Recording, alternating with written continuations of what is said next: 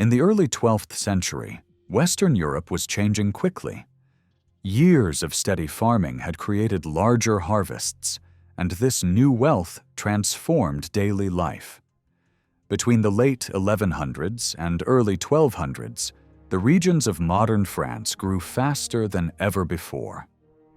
This growth reshaped power because leaders relied heavily on military strength. Warriors benefited first from the new prosperity. With more resources available, they improved their armor, horses, and equipment. Long swords were already famous, but helmets, chainmail, and shields became stronger, making mounted fighters extremely hard to defeat. War horses were bred to be faster and tougher, and cavalry tactics gained new importance. Charging with the lance became the key way of winning a fight, since unhorsing an opponent allowed him to be captured. Training for this style of combat required constant practice, which is why large mock battles became popular. These events were chaotic and risky, and entire groups of fighters would try to break each other's formation. They also became major social occasions, drawing warriors from many lands. Although kings did not personally take part, many nobles did, because the reputation of their land depended on the skill of their fighters. These gatherings encouraged the rise of a shared military culture built on loyalty, courage, and strict rules of behavior. Over time, these expectations formed what we call the chivalric code. It celebrated bravery, fairness, loyalty to one's lord, and generosity to companions. It also promoted respectful behavior toward noblewomen and combined older religious ideas about peace and moral duty. Young men learned these values while growing up in noble households. After proving their skill on horseback, they were formally accepted as knights through special ceremonies. Their training raised morale and made them more effective in real conflict. Yet major battles were rare. Most rulers avoided large clashes and instead relied on small raids, local fights, or sieges. Capturing a fortress mattered far more than winning a field battle, and new building skills made castles much harder to take. Stone walls, round towers, and deep ditches replaced older wooden defenses. These projects demanded huge resources, so rulers invested heavily in stronger fortifications to protect their lands. As defenses grew stronger, attackers improved their methods as well. Engineers and craftsmen built powerful siege machines capable of throwing heavy stones. Tunnels, rams, and other tools also became more sophisticated. Much of this knowledge came from the rise of skilled builders in growing towns, where new techniques in stonework and measurement were being developed. Special teams of soldiers, many of them hired fighters, were used to operate these machines. Although some rulers disliked relying on paid soldiers, they needed them to break sieges, defend borders, and challenge enemy strongholds. Crossbows added another level of danger, because they could pierce armor and kill even well-protected leaders. These hired troops usually came from poor regions and lived rough, violent lives. They moved from place to place, taking payment wherever it was offered. Their presence frightened local people, but rulers continued to use them because they provided essential support against enemy forces. Over time, even some lower-born horsemen began to fight in ways that once belonged only to the knightly class.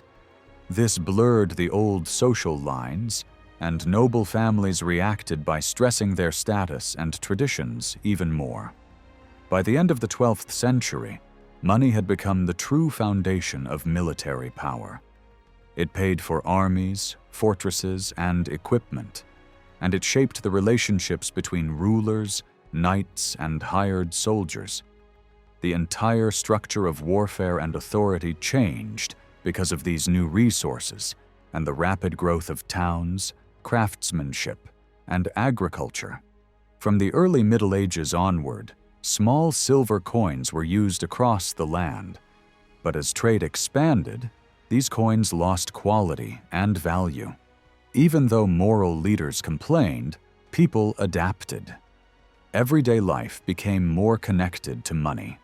Lords began accepting payments instead of traditional services, and peasants used money earned from their labor or goods to settle obligations. Over time, money flowed regularly from villages and towns into the hands of officials, and nearly every relationship in society started to change. By the 12th century, many duties that once required personal service could be replaced by payment. Knights could even avoid military service through fees, and people could pay priests to pray for their departed relatives each year. This created new systems of bookkeeping and encouraged deeper thinking about spiritual matters like forgiveness and the afterlife. Even learning had a price, as teachers earned income from their students. Large gatherings, such as tournaments, also became major commercial events, attracting crowds who hoped to profit from the trade that followed the contests. Many knights themselves needed money to replace lost equipment or pay ransoms, and this constant demand for cash weakened older ideals of honor and loyalty. As money circulated more rapidly, traditional ideas about social order collapsed. Instead of being divided into a few fixed ranks, society became fluid and unpredictable. Wealth shifted constantly, raising some people while ruining others. The desire to get ahead shaped attitudes, pushing individuals to take risks and break away from long-established bonds. Young men left their homes to seek opportunity, but this freedom also exposed them to danger and isolation. Those who wandered needed laws and protections that reached beyond local custom, which strengthened the need for central authority and helped the early state grow. Meanwhile, towns expanded rapidly and became more powerful than the countryside. The university in Paris became a center of learning, drawing teachers and students who debated moral and social issues. Many worried that the rise of money was weakening the values that once held communities together. Their concerns reflected real changes. Families were no longer tightly bound. Personal choices multiplied, and old loyalties lost strength. A man's future depended less on inheritance and more on his own ability to navigate a changing world. The gap between rich and poor widened sharply. In villages, peasants often needed loans to pay taxes, buy seed, or cover religious ceremonies. Debt became common, and many families fell under the control of a small rural elite. In towns, the divide was even greater.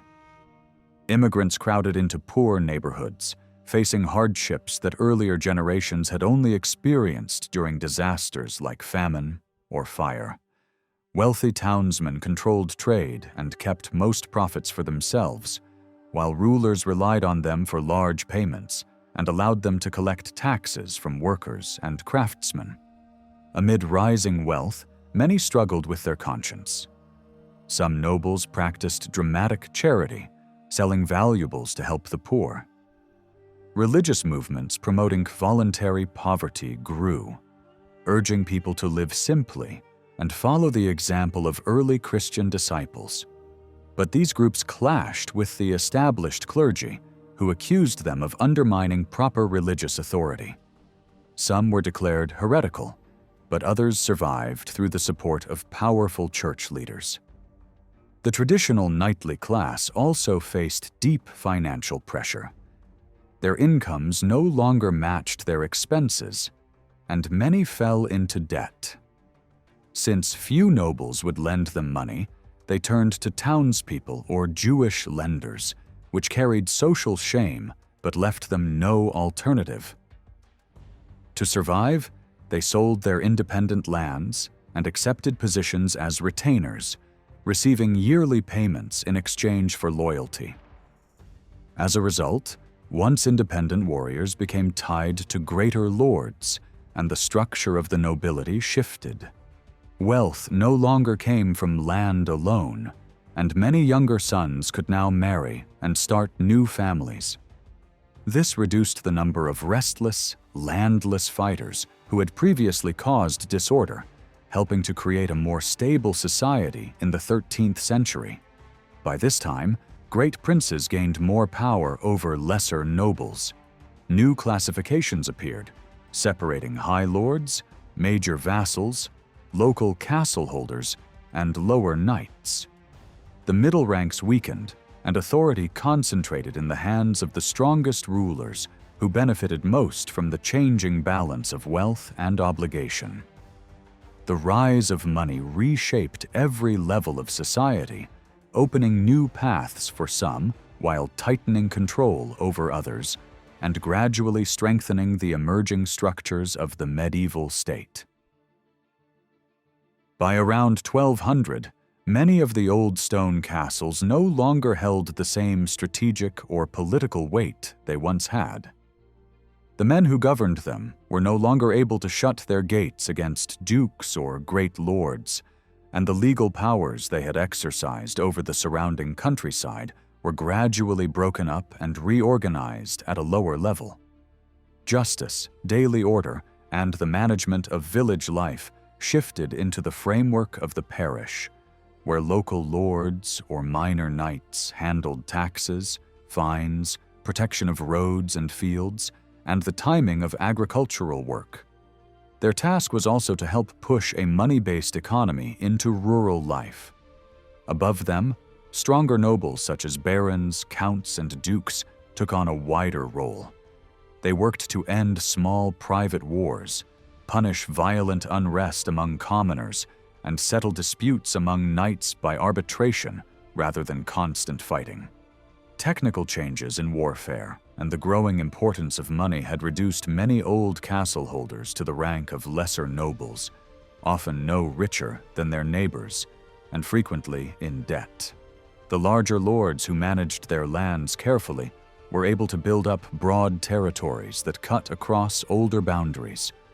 They tried to keep their estates intact by passing most of their lands to a main heir, while giving younger sons only small holdings that depended on their elder brother and returned to him if their line died out. This strategy protected the power of the baronial family, but also made them vulnerable to sudden extinction if the main branch failed. Overall, however, the trend among the upper nobility was to combine lands rather than split them. These barons oversaw wide regions, supervised the movement of people, encouraged new settlers, licensed the clearing of forest, and founded new towns along roads and rivers. They were especially interested in markets and tolls, which brought in regular income to pay officials, patrol roads, and keep the peace over hundreds of parishes. Throughout the 12th century, better roads and bridges, stronger horses with better harness, and a growing network of smiths and staging posts transformed transport and communication, especially in northern regions. By the early 13th century, travel and the movement of goods had reached a level that would not be surpassed again until much later centuries. As communications and trade routes expanded, the old units of barony and small county became too narrow for the tasks at hand. Large-scale problems such as floods, coastal protection, or the safety of long-distance merchants could only be handled by powerful territorial princes.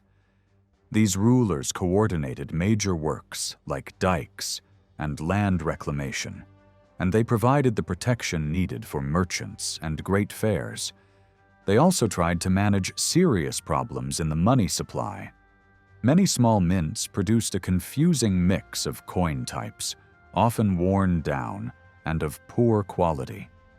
Money changers at markets evaluated coins and set their value, but there was constant pressure for a stronger, more reliable currency that could be used over long distances. Good princes were expected to issue sound money and control the main toll points on key trade routes. Although silver was scarce overall, it flowed heavily into princely households through tolls, taxes, reliefs, and loans, and their accounts were reckoned in large units rather than in small coins. Rulers involved themselves in every stage of this money flow. They took a share of each batch of newly struck coin, levied tolls on currency in transit, and used their power over merchants, financiers, and moneylenders to secure loans whenever needed. Wealthy traders and moneymen, including those from Italian cities and Jewish communities, were vulnerable because everyone knew they held silver. To protect themselves, they often offered loans in advance, hoping to avoid persecution or confiscation. In return, rulers gained the funds needed to hire mercenaries, build stronger castles, and impose their will on barons and great vassals. Contemporary observers recognized that money had become the lifeblood of power. It was used not only for war and fortification, but also for peacetime charity, religious foundations, church building, and the general display of princely generosity, which helped secure loyalty and divine favor. Writers close to princely courts painted vivid pictures of this new world. One poet, serving a powerful king of England and France, described ideal rulers counting their revenues, managing accounts, receiving payments from vassals, and then redistributing wealth in the form of food, horses, precious objects, and, most prized of all, money. In his stories, gifts were used to reward knights, clerics, and skilled craftsmen, and the way each recipient handled wealth revealed whether they respected spiritual values or were consumed by greed. The deeper lesson was clear. Rulers could not simply hoard their income. They were expected to circulate it, and this circulation strengthened both their authority and the structure of society. At the same time, a church scholar in the king's service explained secular power using the image of a human body. Peasants as the feet, knights as the hands, the ruler as the head, and the royal court as the heart through which everything passed.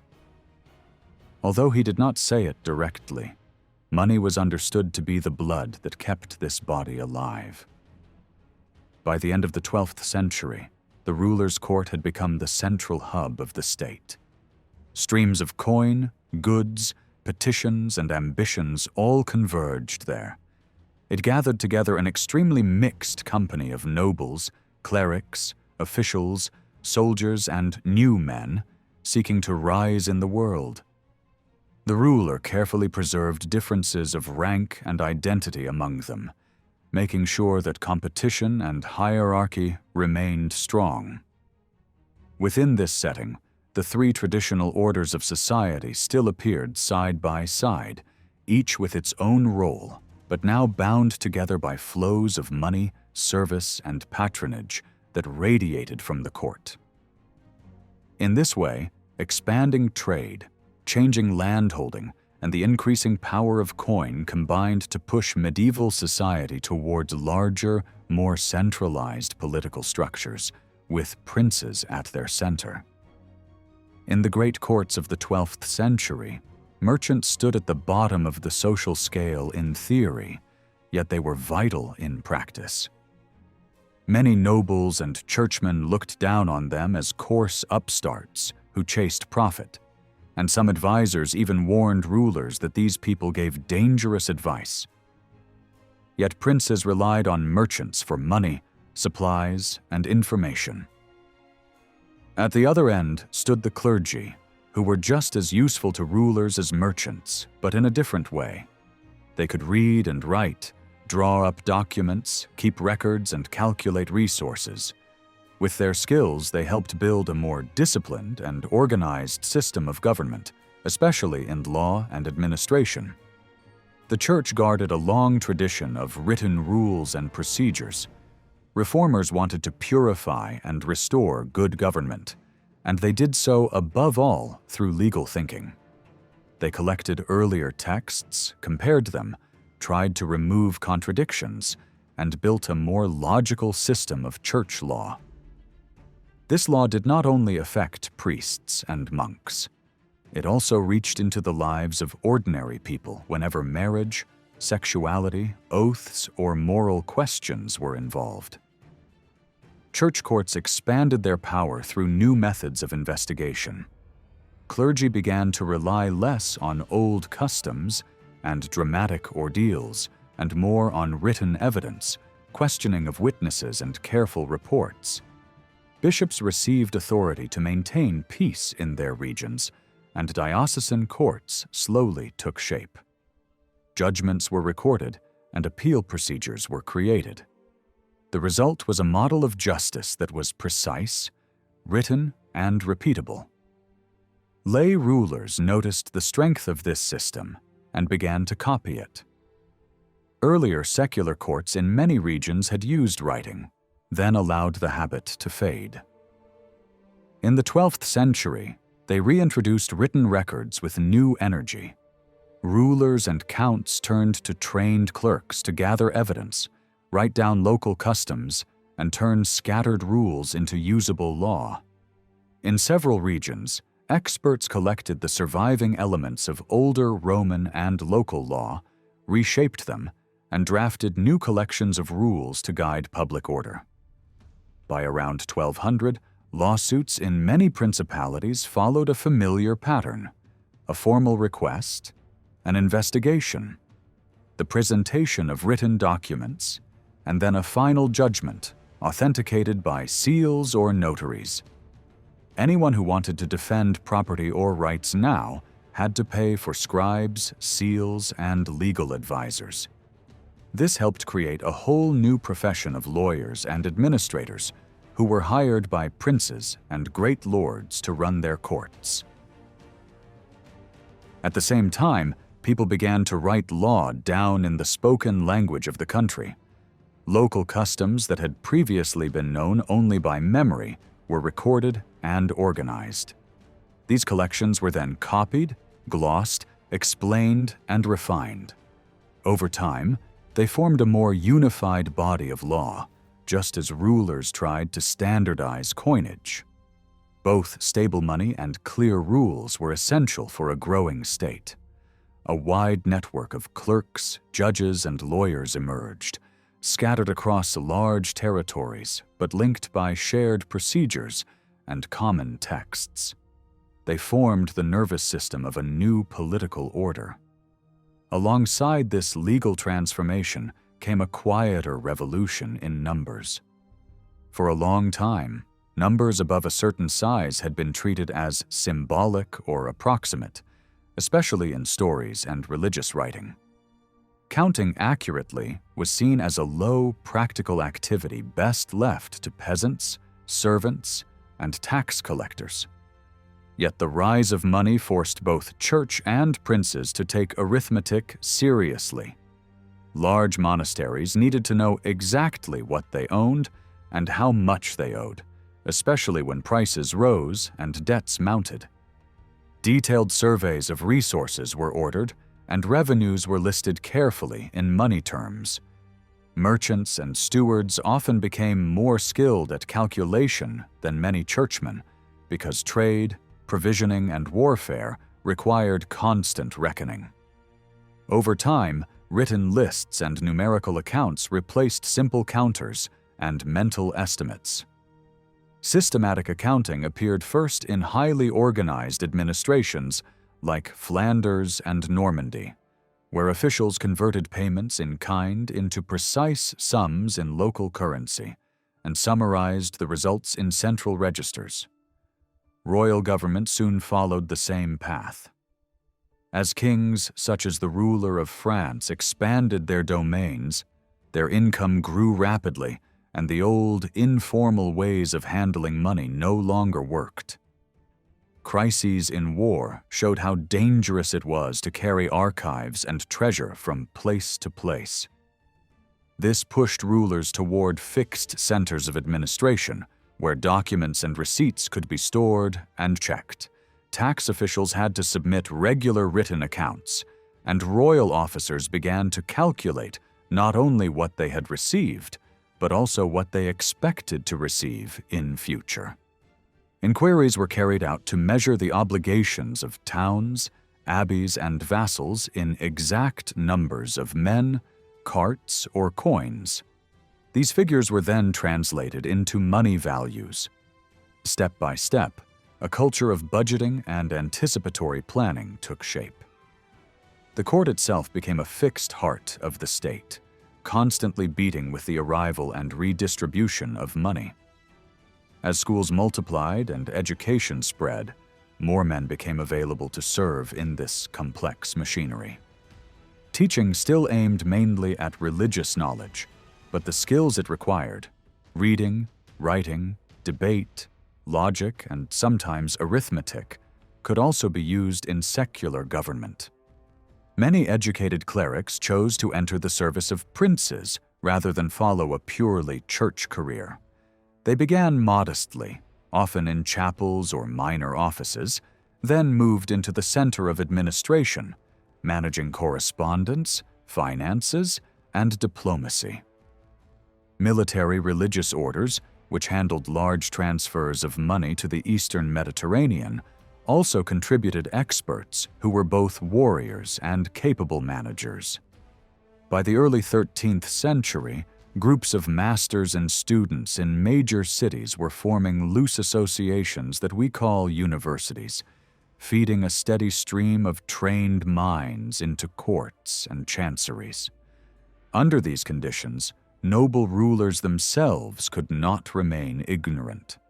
Surrounded by literate advisors and rival princes who prided themselves on learning, they had to show at least some familiarity with books and ideas, even if they could not read fluently.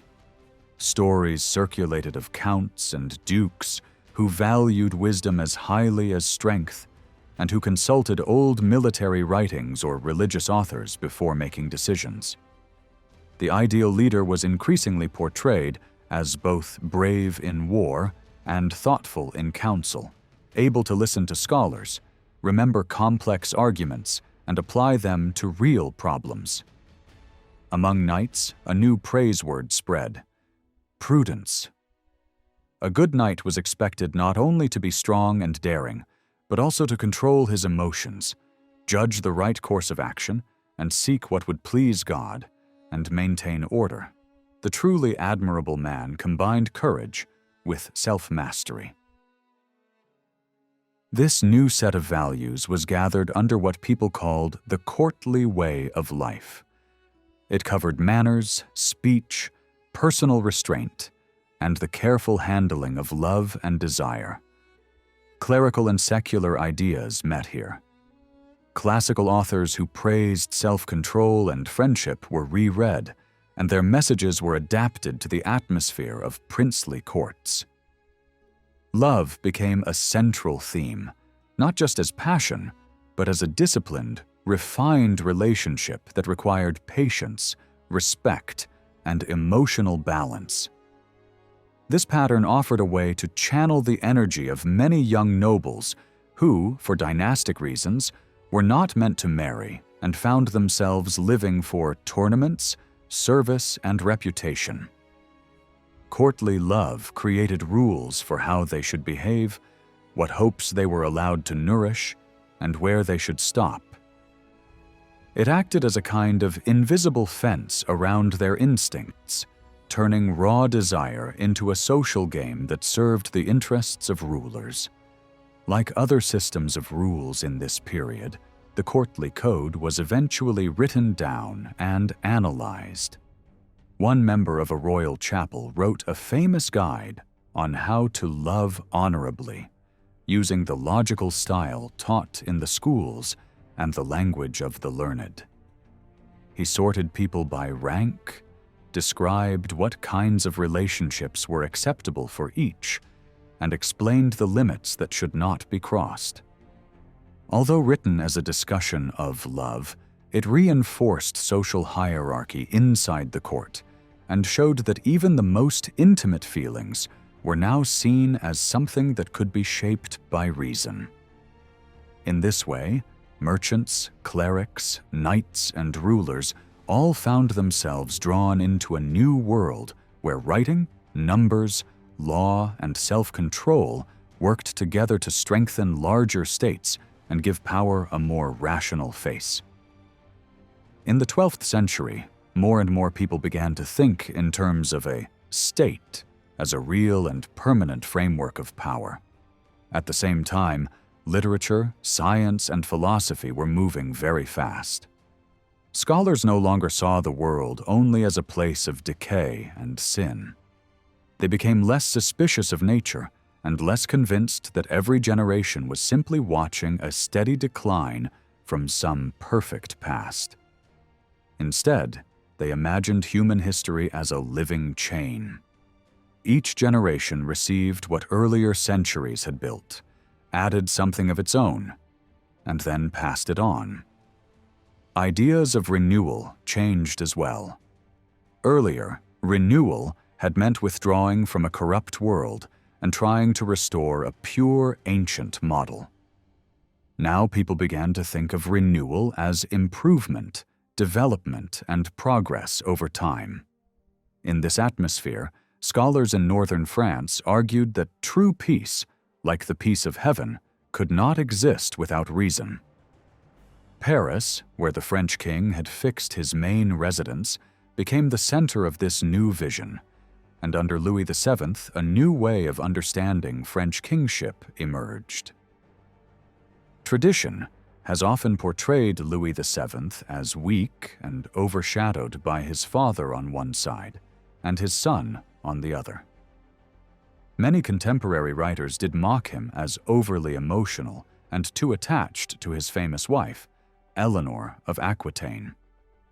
His reputation suffered greatly when their marriage ended and she left, taking Aquitaine with her and later marrying Henry of Anjou, who became King of England. Rumors circulated about her conduct, and chroniclers enjoyed telling stories about her love life. Yet if we look more closely, Louis's decision to accept the annulment was far from foolish. He had serious reasons of his own. The marriage had produced only daughters, and without a son, the future of the dynasty was in real danger. In that situation, many lords set aside their wives and remarried in the hope of securing a male heir. Louis also knew that, under the customs of the time, Aquitaine could not simply be absorbed into the royal domain while Eleanor lived. It would pass to their child, and if that heir married a powerful lord, there was no guarantee that this son-in-law would be loyal to the French crown. In reality, keeping Eleanor might have locked Aquitaine permanently outside direct royal control. By letting her go, Louis freed himself to form a new alliance with the House of Champagne, which later proved extremely valuable. Eleanor later said that life with Louis was like life with a monk, not a king, and in that remark she saw clearly something essential. His character and education pushed him toward close partnership with the Church, not toward restless conquest. This partnership was shaped above all through the royal relationship with the Abbey of Saint-Denis, near Paris. For generations, the Capetian dynasty had been linked to this monastery. Abbot Suger of Saint-Denis, one of the most remarkable churchmen of his age, had acted almost like a tutor and chief advisor to Louis when he ascended the throne. The new choir of Saint-Denis was consecrated only a few years after Louis's marriage and coronation, and the church's spiritual and artistic program deeply influenced the image of kingship.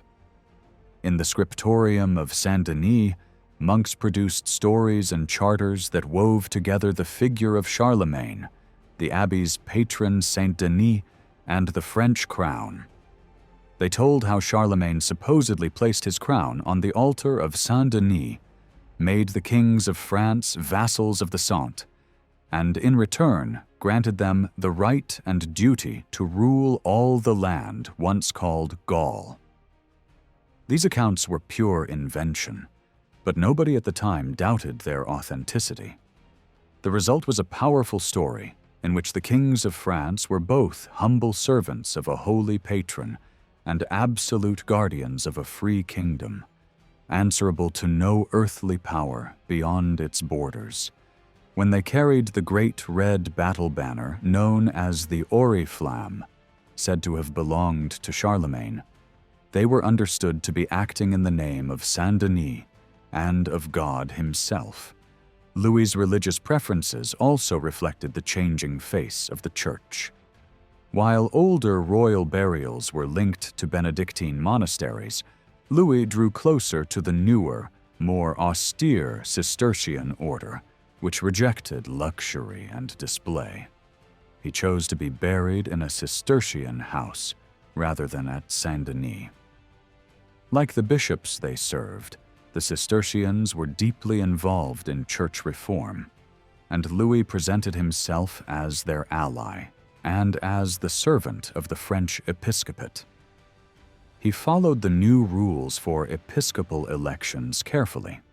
He informed churchmen of his preferred candidate, but left it to them to choose, and only then invested the elected bishop with the worldly goods of the office. This respect for procedure, combined with his sincere piety, won him strong support among the bishops, who became one of the main pillars of the monarchy. The fact that many nobles laughed at Louis for being too devout actually helped him in the long run, because it made church leaders trust him more. Louis also opened his kingdom to high churchmen in exile. He gave refuge to Thomas Becket, the Archbishop of Canterbury, during his struggle with Henry II of England, and he sheltered Pope Alexander III when the Pope had been driven from Rome.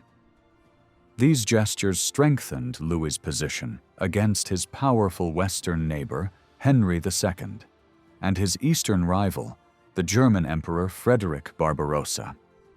The emperor claimed to be the true heir of Charlemagne and challenged French claims to former Carolingian lands.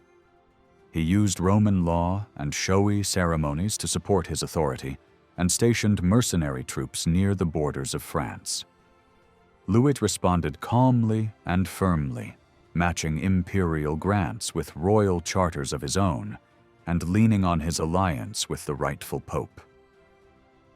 When Alexander III set up his court in Sens and honored Louis with special symbols of papal favor, it showed clearly that the spiritual head of Latin Christendom preferred the cautious King of France over the aggressive emperor. At the beginning of his reign, Louis's use of royal power had been clumsy and sometimes destructive. He tried to influence a major episcopal election for his own chancellor, and he encouraged a favorite noble to repudiate his wife in a way that offended the church and powerful neighbors. During a harsh campaign against the Count of Champagne, his troops burned a church full of refugees at Vitry, a shocking act that stained his image as God's anointed ruler and gave his enemies excellent propaganda. It is not surprising that he later sought forgiveness and purification by taking the cross and leading a crusade to the east. This second great expedition to the Holy Land ended in military failure, but the fact that the King of France himself had led it changed how people saw him. His journey took him far beyond the old heartlands of the monarchy. He visited distant shrines and showed himself to populations that had barely seen a French king in living memory. Though God had not granted victory, he returned with the prestige of a ruler who had suffered for Christendom. With time and further pilgrimages, his image shifted from that of a troubled sinner to that of a king pilgrim, whose authority stretched over the whole kingdom with the blessing of heaven. This new standing became clearer when Louis began to act as guardian of a general peace. In 1155, at a great assembly in Soissons, he proclaimed a kingdom-wide peace for 10 years. Church leaders, abbots, and great lords gathered together, swore to maintain this peace, and promised to help punish anyone who broke it. The king declared publicly that it was his duty to keep this peace and to bring offenders to justice. It was an idea rooted in an older religious movement that had tried to protect the weak from noble violence. But now the central responsibility had shifted. The peace of God was no longer to be defended mainly by bishops in their own dioceses. It had become a royal task, extending over the entire realm. In later years, Louis personally intervened in troubled regions like Burgundy, where mercenaries and violent lords were ravaging church lands. He presented himself as the one who restored order, corrected abuses, and re-established the peace of God. Artistic works from this time even showed him mirroring Christ in heavenly glory, holding a model of a church in his hand, as if he too was both king and priest, a figure like Melchizedek in the Old Testament. Louis's greatest human reward for these efforts came when, late in life, he finally received a long-awaited male heir, Philip. The birth was celebrated with joy, songs and written praise that marked Paris as the heart of the kingdom. Learned men from across France gathered in the city to teach and study. Whether or not Louis personally planned this concentration of talent, his rule coincided with the moment when Paris became a permanent capital, combining royal residence, cathedral, great abbeys, and a leading school. He supported ambitious building projects, most famously the rebuilding of Notre Dame. Although some clerics argued that such money should go to the poor, the king sided with the bishop who wanted a new, grand cathedral.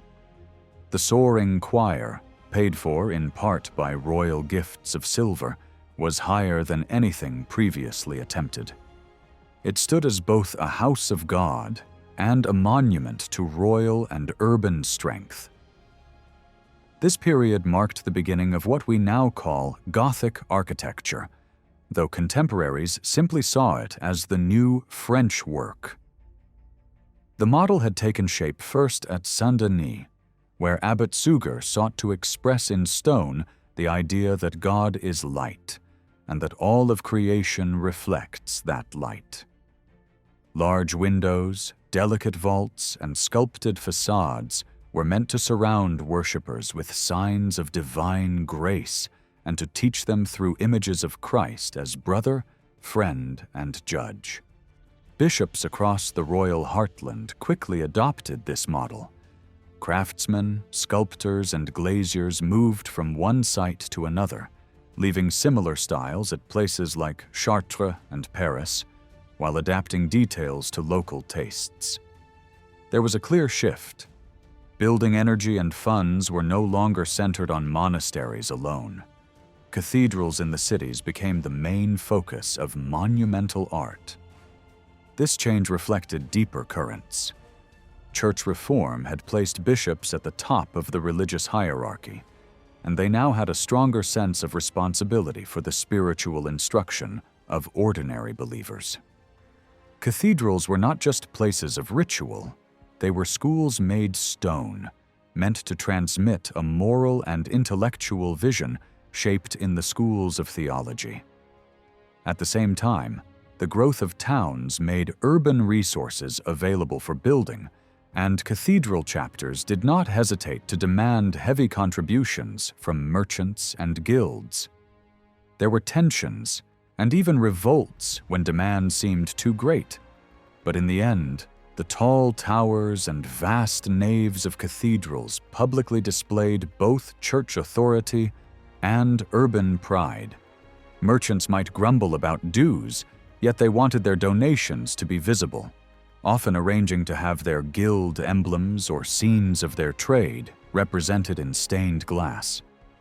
In this way, money acquired from the countryside through trade and credit flowed back into church building, binding city, church, and crown together in a shared visual language.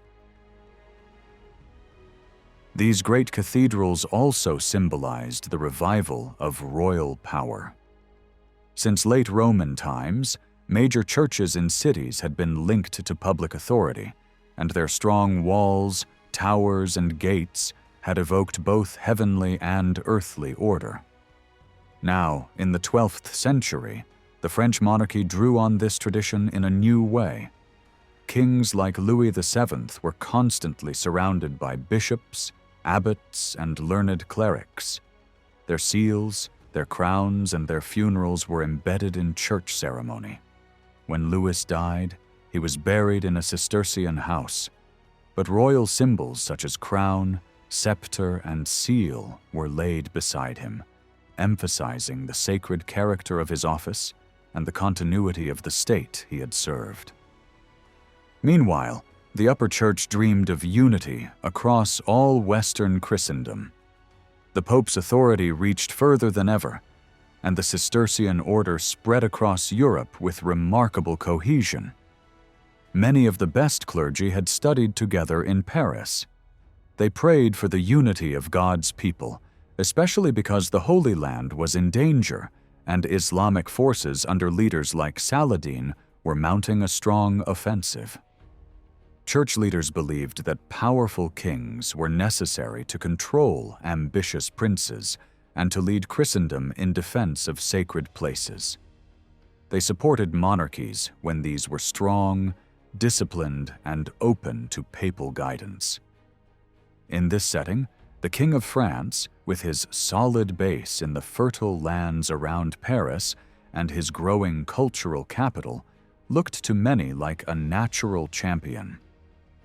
It is not surprising that the language of empire, peace, and justice began to appear around the French crown, or that people imagined the king surrounded by a select group of great lords and bishops who echoed the 12 apostles or the legendary peers of Charlemagne. In reality, the kingdom was still a patchwork of principalities, counties, and lordships that often pursued their own interests and sometimes resisted royal influence.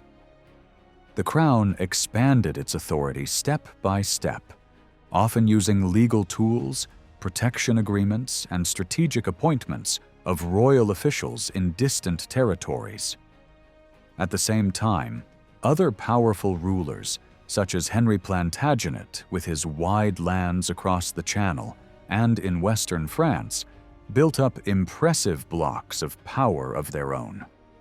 Their strength, like that of the Capetians, rested on money, administrative skill, and clever use of feudal custom. The 12th century was therefore an age of intense competition between overlapping states, each seeking to impose order, control violence, and present itself as the true guardian of peace. In this evolving landscape, ideas of reason, law, sanctity, architecture, and royal authority all intertwined, giving birth to a new and more conscious sense of what a state could be. In this period, the kings of France worked hard to show that royal power stood above all other powers. They did this by constantly referring to the memory of earlier emperors and by shaping new coronation rituals that underlined the sacred and superior role of the crown. The great princes who ruled large regions could feel this growing pressure from Paris. Right beside the royal court stood the main center of theological learning in Europe, and this gave the kings strong support from serious churchmen. To keep their own prestige, these princes responded by investing heavily in a different kind of culture: secular poetry, songs about love, and stories of knightly adventure. Through these choices, they presented an alternative model of honor and identity, one that did not depend on the royal liturgy or on the Parisian bishops. One famous example is William IX of Aquitaine, Count of Poitou, and grandfather of Eleanor. In the early 12th century, he supported the troubadours, poets who wrote in the Southern language and sang of love, courtesy, and noble behavior. Their work was as refined and complex as the Latin poems written by clergy in the North, but their themes and tone were very different. By encouraging them, William was not only entertaining his court, he was underlining the special character of his own dynasty and setting himself apart from both the kings of France and the counts of Anjou, who threatened his power. The songs grew from local religious music and from the deep traditions of the Limousin, a region least affected by northern influence. The poets were often knights themselves, and William may even have written some of the verses later attributed to him. Their songs praised the ideals of courtly love and polite, controlled behavior, and William hoped that this refined code would help guide and calm his nobles more effectively than the fragile bonds of feudal loyalty alone. Henry II of England, who inherited many of these lands, followed a similar path. He welcomed poets from the south, but also employed educated clerics who raised the dialects of Normandy and Anjou to the level of a literary language. They formally dedicated their works to Queen Eleanor, but it was Henry who paid them and used their words to strengthen his position.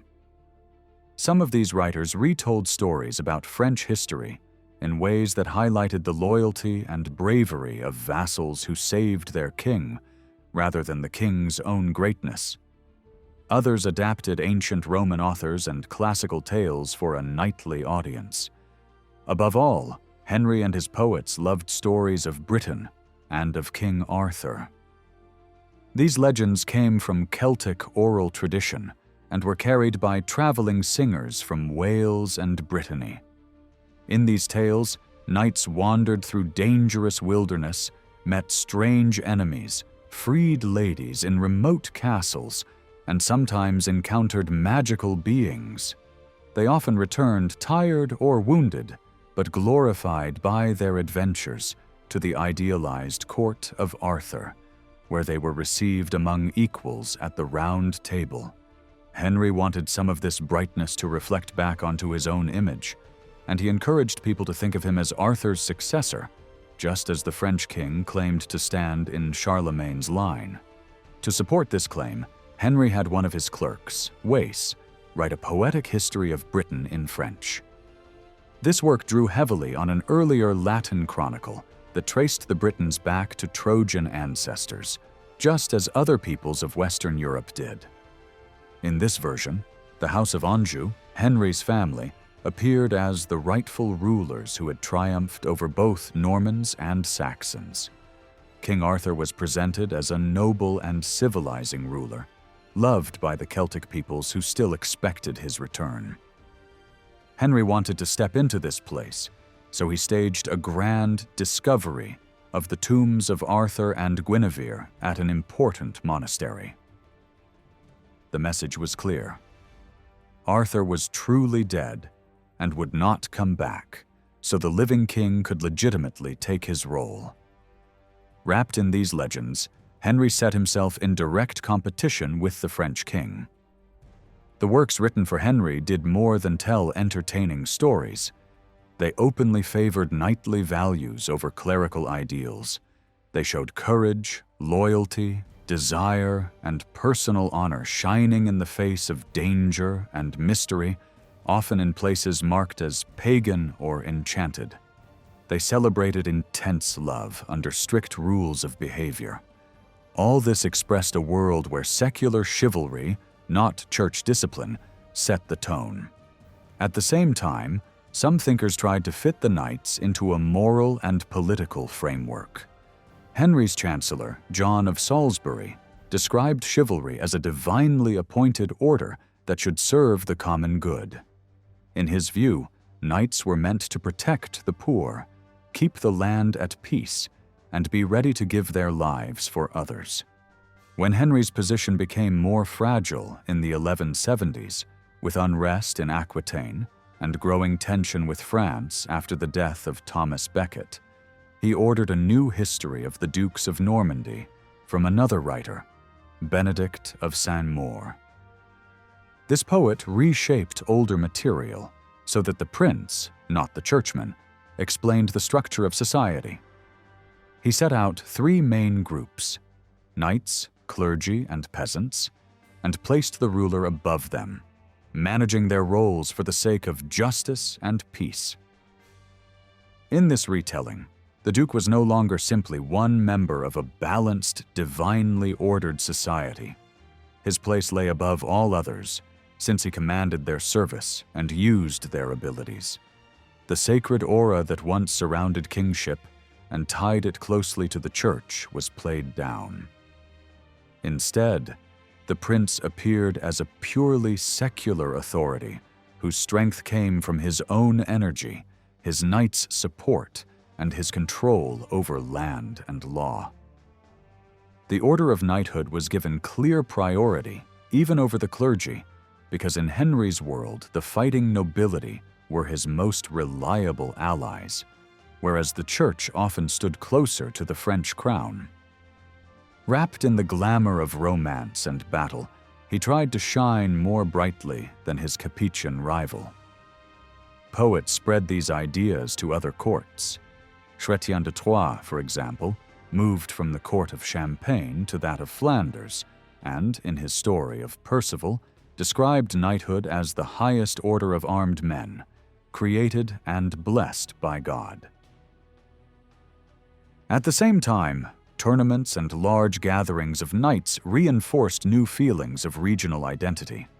Teams were often grouped by region, and rivalries between Normans, English, or other groups became sharper.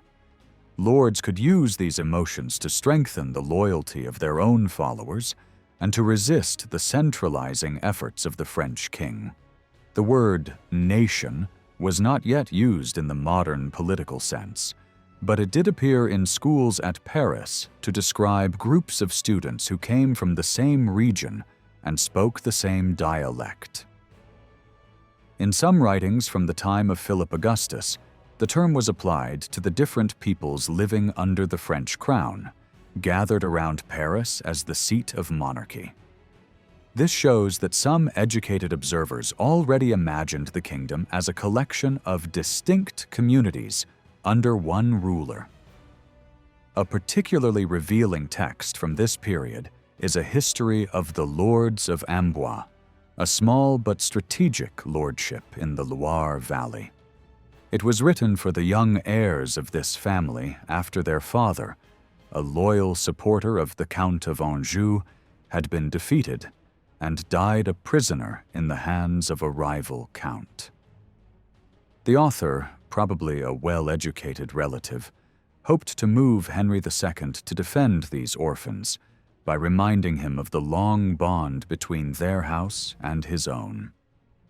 He described in detail the past deeds of the Lords of Amboise, their service to the Counts of Anjou, and the mutual obligations that tied them together. He presented a double history of the land and its rulers. On the one hand, the small castle and its defenders. On the other, the powerful overlords whose protection made local survival possible. This narrative praised loyalty, courage, and reciprocal duty as the foundations of regional stability. To give weight to his story, the writer began with a description of the site itself, using both the classical texts in the library at Tours and the physical remains he could see. Old walls, carved stones, and ancient place names. He claimed that Julius Caesar had first chosen the hill of Amboise as a base for his campaigns in western Gaul and had built a palace there.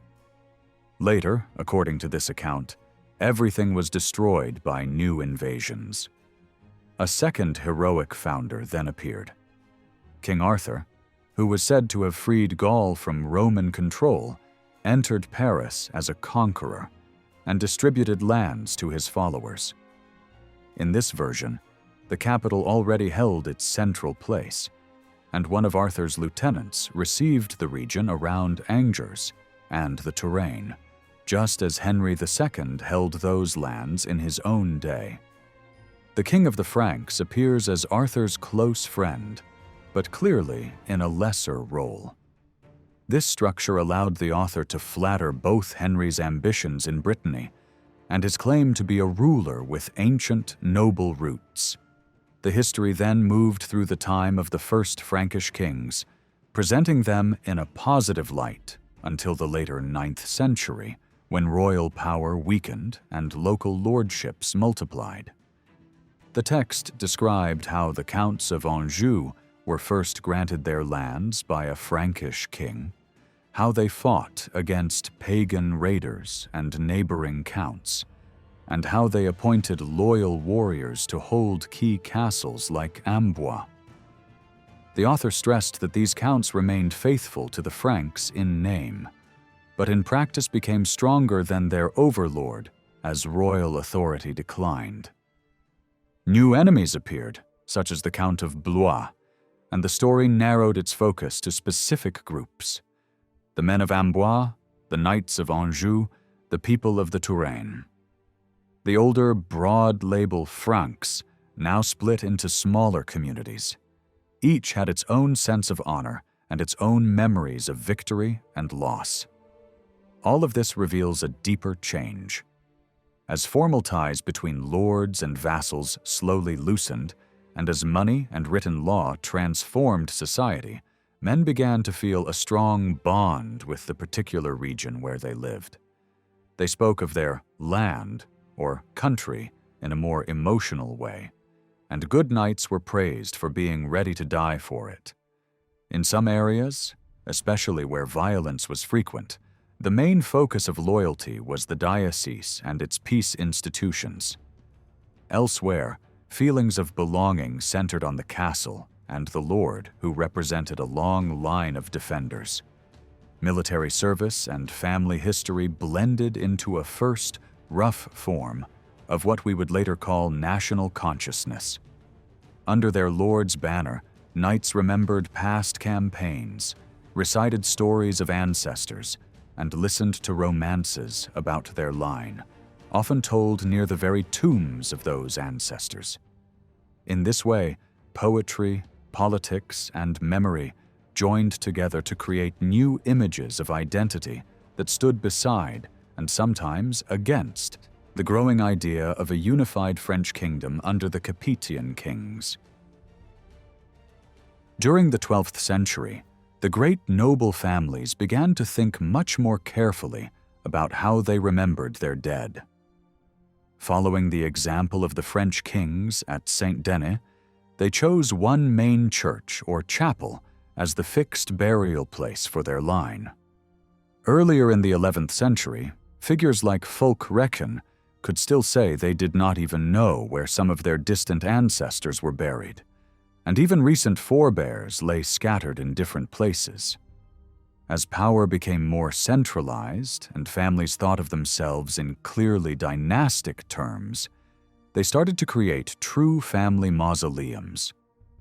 From 1119, the Counts of Flanders were buried at Saint-Bertin.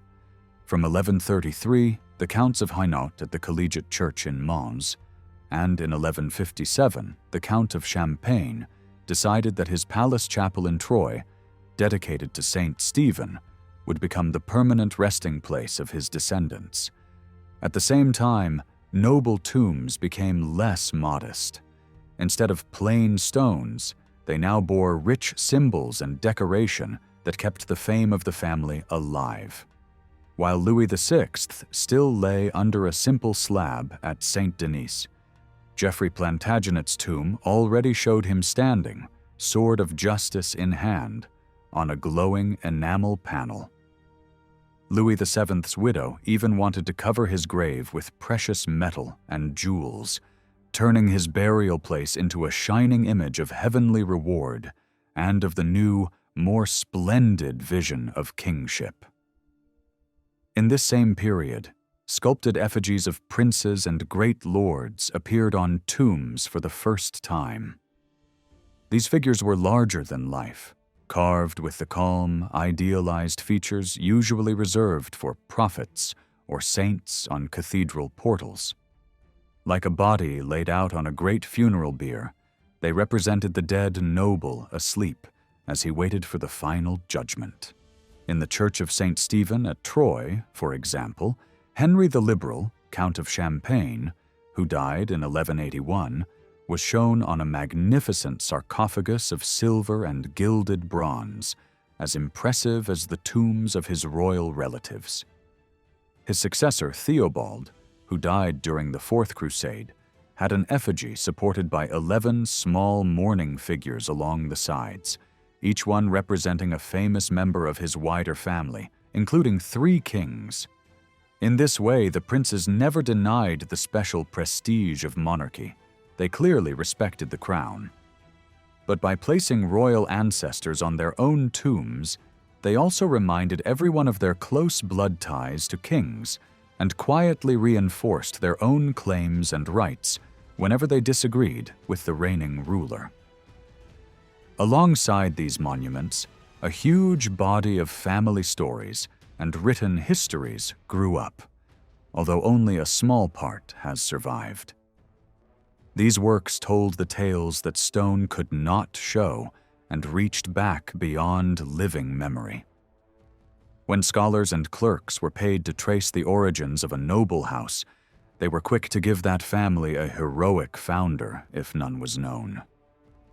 This figure was usually a bold young knight who had won land through marriage in the early feudal age.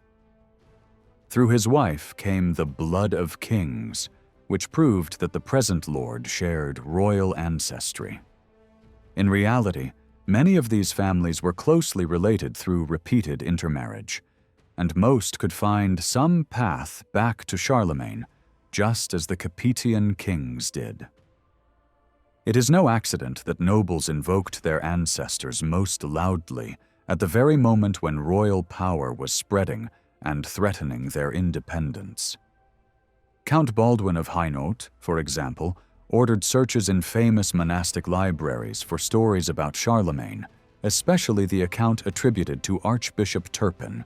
Around 1200 to 1230, several translations of this text were made for nobles in eastern France, near the imperial frontier. In the introductions to these versions, Charlemagne appears as the perfect knight, a model for those who feared that true chivalry was fading. By claiming him as an ancestor, they linked their own struggle against royal pressure to his legendary greatness. At the same time, clerics working for the princes began to retell older legends in ways that questioned Capetian authority. They repeated a famous prediction, the so-called prophecy of Saint Valery, which said that the crown would remain in the hands of Hugh Capet's descendants for only 7 generations. The number was meant to symbolize eternity, but 12th century minds treated it literally. Monks and courtiers counted carefully.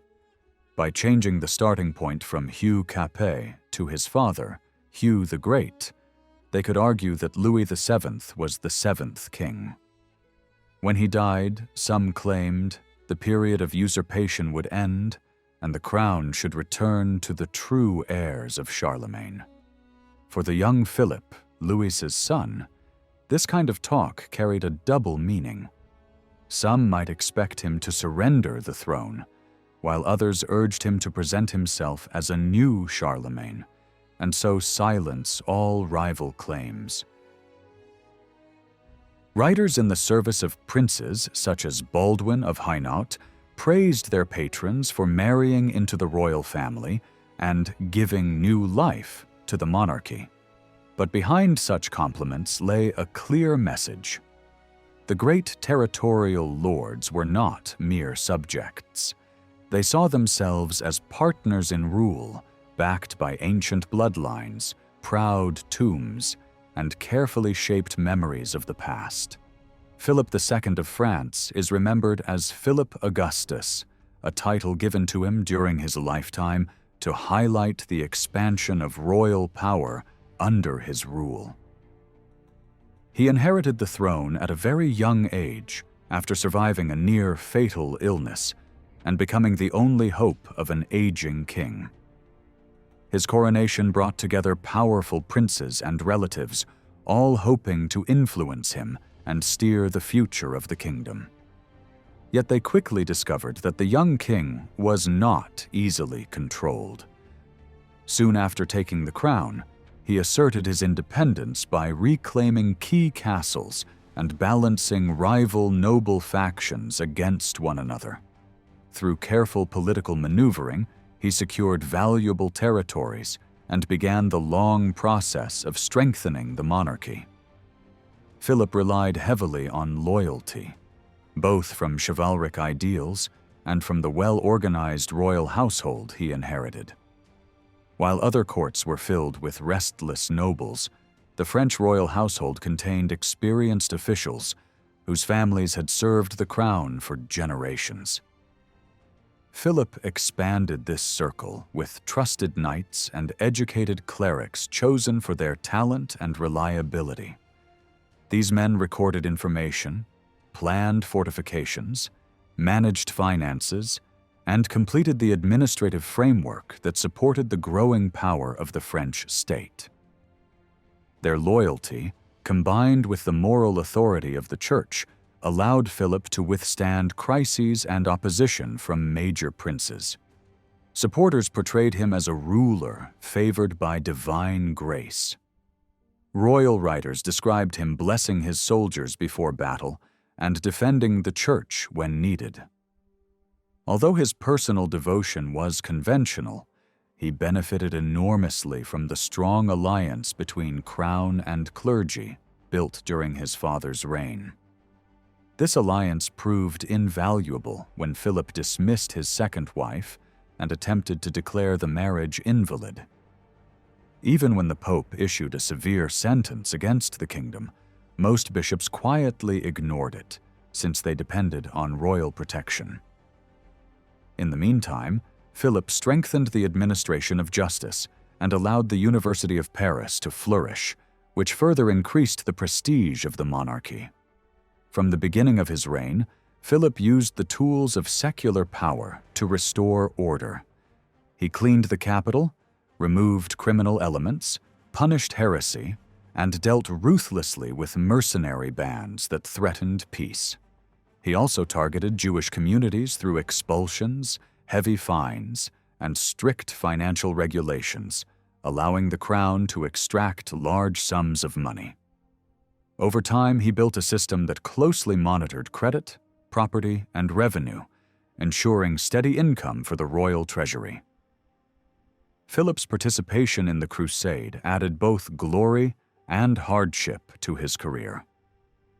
After the fall of Jerusalem, he and other rulers vowed to lead a new expedition. Before leaving, he issued detailed instructions for the government of the realm, marking one of the earliest attempts to define the responsibilities of royal officers in the king's absence.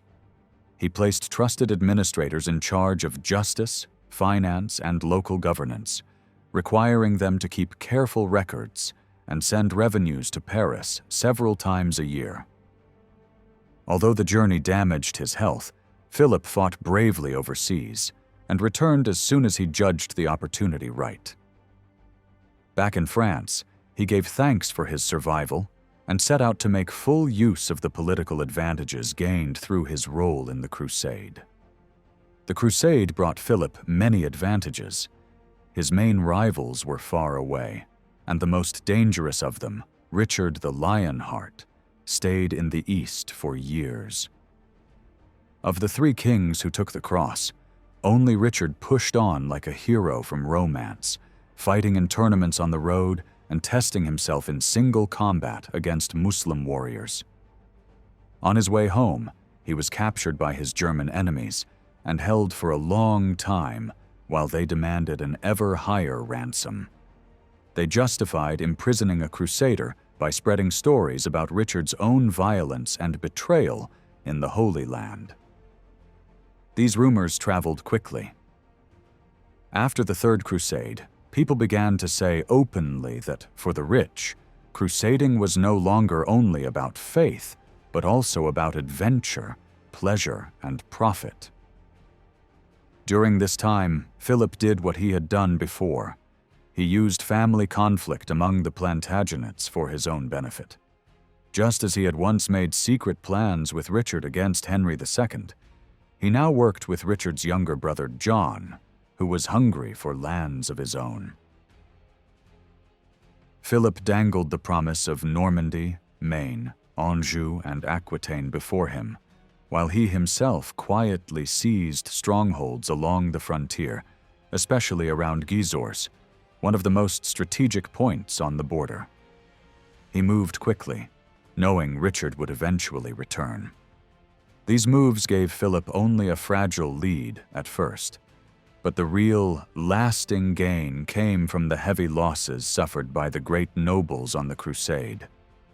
Philip came back almost alone. Many of the greatest lords who had followed him died at Acre, including his most powerful vassals, 3 brothers from the House of Champagne and the Count of Flanders. The Count of Flanders left no direct heir, and Philip, who had strong claims through his late wife, immediately looked toward that inheritance. As the monarchy grew stronger, the principalities had also become more powerful, but now their weaknesses became clear. Each principality needed a warlike prince at its head, someone able to lead armies in person. The crown needed the same, but the great lordships were more exposed when a ruler died suddenly or left no clear successor. Because their lands were held from the king, and because the king now stood firmly at the top of the feudal pyramid, he could intervene whenever a line failed or a succession was disputed. Each gap in a dynasty gave the crown a legal opening to take lands, rearrange lordships, or at least make sure they no longer threatened royal power. By the time Philip came to the throne, a more formal system of royal justice already existed. Years earlier, at an assembly in Montmirail, Henry II of England had brought his sons to do homage for their French lands directly into the hands of the child Prince Philip. From that moment, nobody could deny that homage must be given to the king in person, simply because he was king. This principle was applied again when powers in towns like Amiens passed to the crown. During Philip's reign, royal legal experts slowly tightened the bonds that held the great lords. When the king granted a principality as a fief, he demanded guarantors who swore to cover any losses if the new lord failed in his duties. After 1202, this rule reached further down the feudal chain. When a vassal swore loyalty to his immediate lord, the oath included an explicit clause stating that his first loyalty still belonged to the king. In 1209, while staying near the new fortress of Villeneuve-sur-Yonne, Philip ordered that when a fief held in liege homage was divided among heirs, each heir should pay homage to the direct lord, not to the head of the whole family, and that military service followed the same rule. Major lords like the Duke of Burgundy and the Count of Nevers welcomed this change because it strengthened their own grip over their vassals. Yet the crown still kept watch to prevent them from turning these new powers into open oppression. Because landholding now passed mainly through feudal grants, feudal law was defined and sharpened very quickly. Who owned a fief and what happened when its holder died became a central legal concern.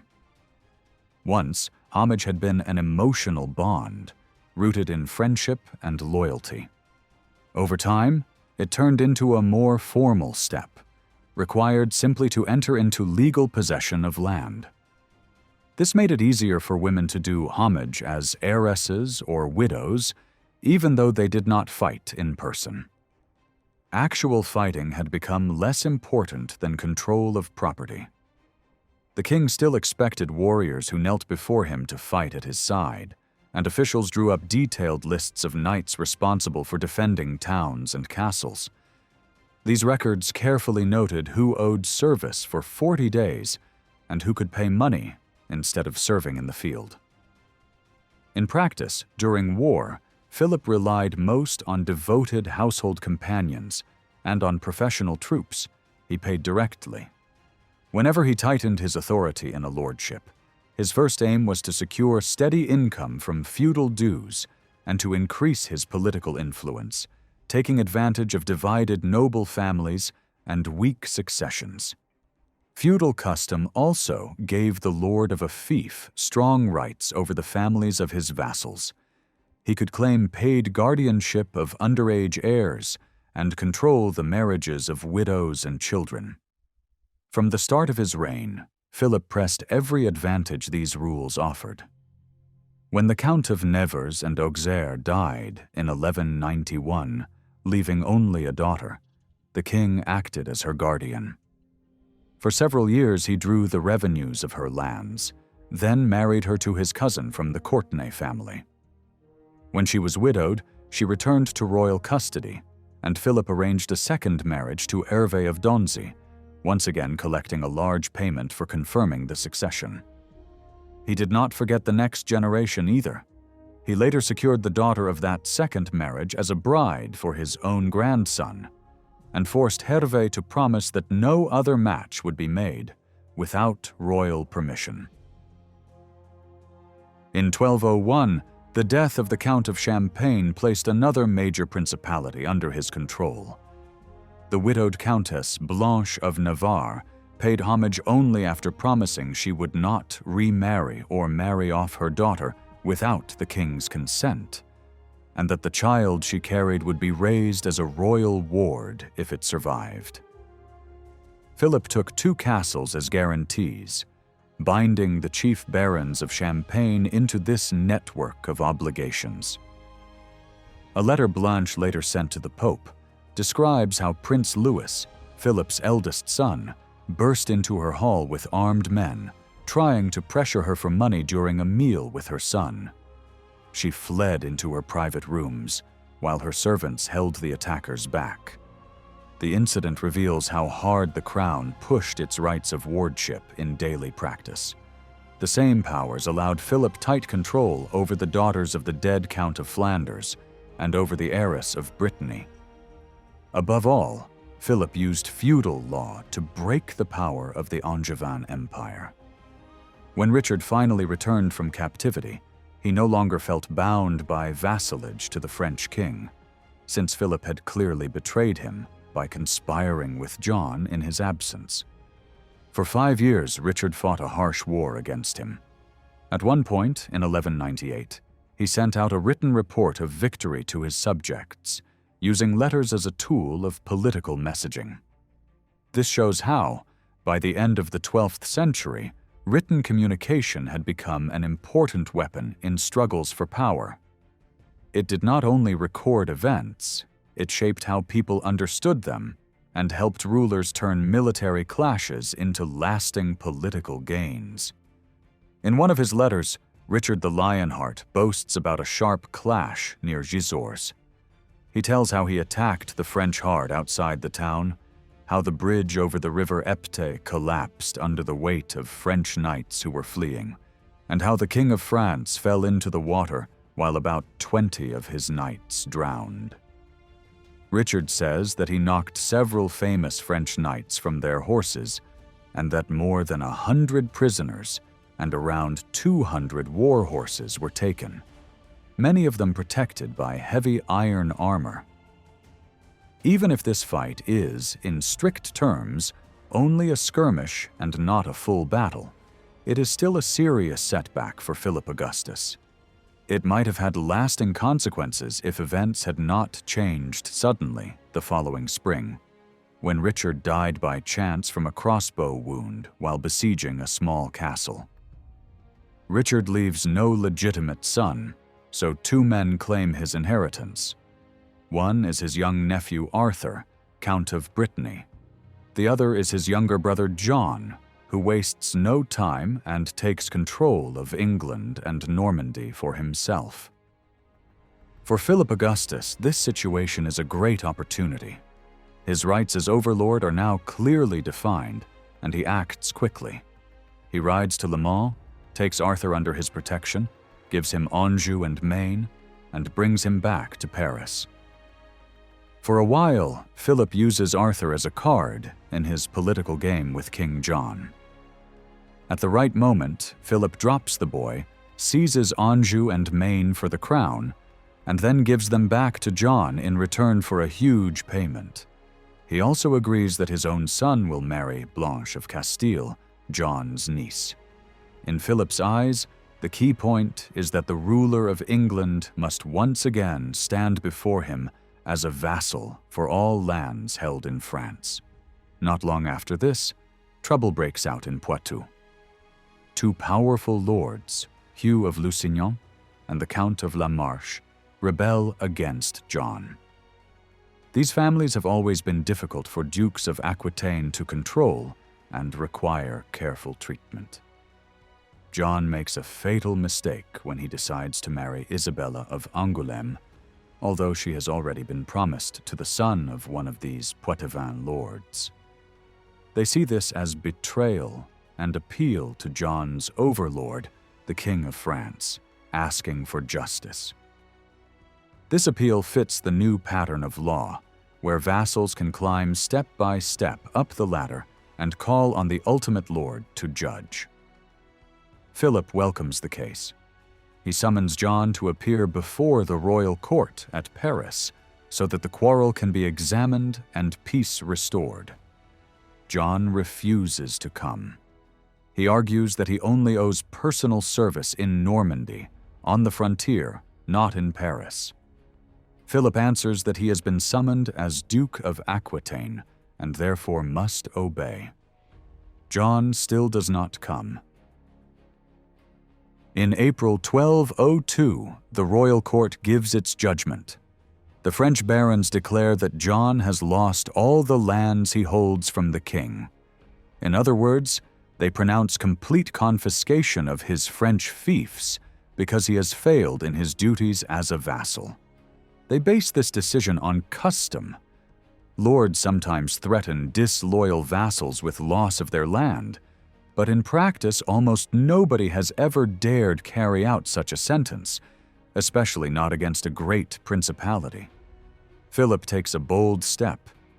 He decides the time has come to do exactly that.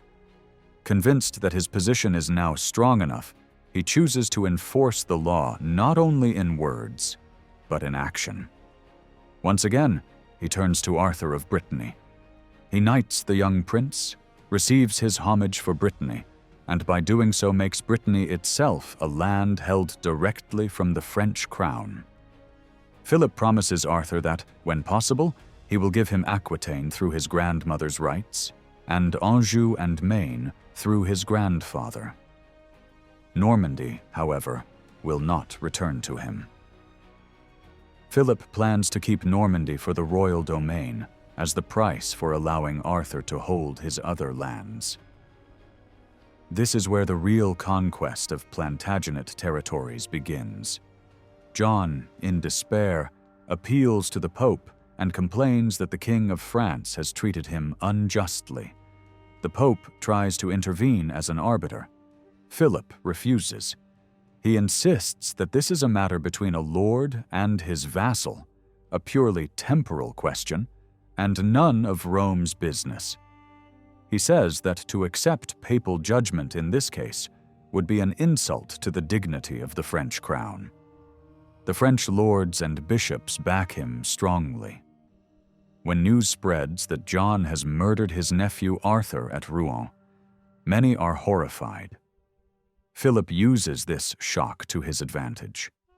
With the help of the great lords, he seizes Anjou and Maine, claiming that the rightful heir has destroyed his own rights by this crime. He leaves the local seneschal in place so that daily administration continues smoothly. But real authority now belongs to the French king. Philip does not push too far into the far southwest. Poitou is distant and culturally different, and he does not try to keep it entirely. However, he holds on to Tours and, above all, to Normandy. In Normandy, there is no longer any question of ruling through ducal officers. The The province is now treated as part of the royal lands and managed directly by royal officials.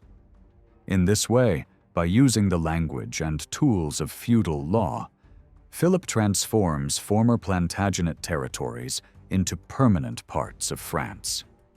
King John is still alive and dangerous, though. By 1213, Philip is preparing to cross the Channel and pursue him into England. John has been excommunicated for his harsh pressure on the church. Philip's army marches into Flanders. John replies by throwing money and promises around. He persuades the counts of Boulogne and Flanders to join him, and he brings in the German king and emperor, Otto.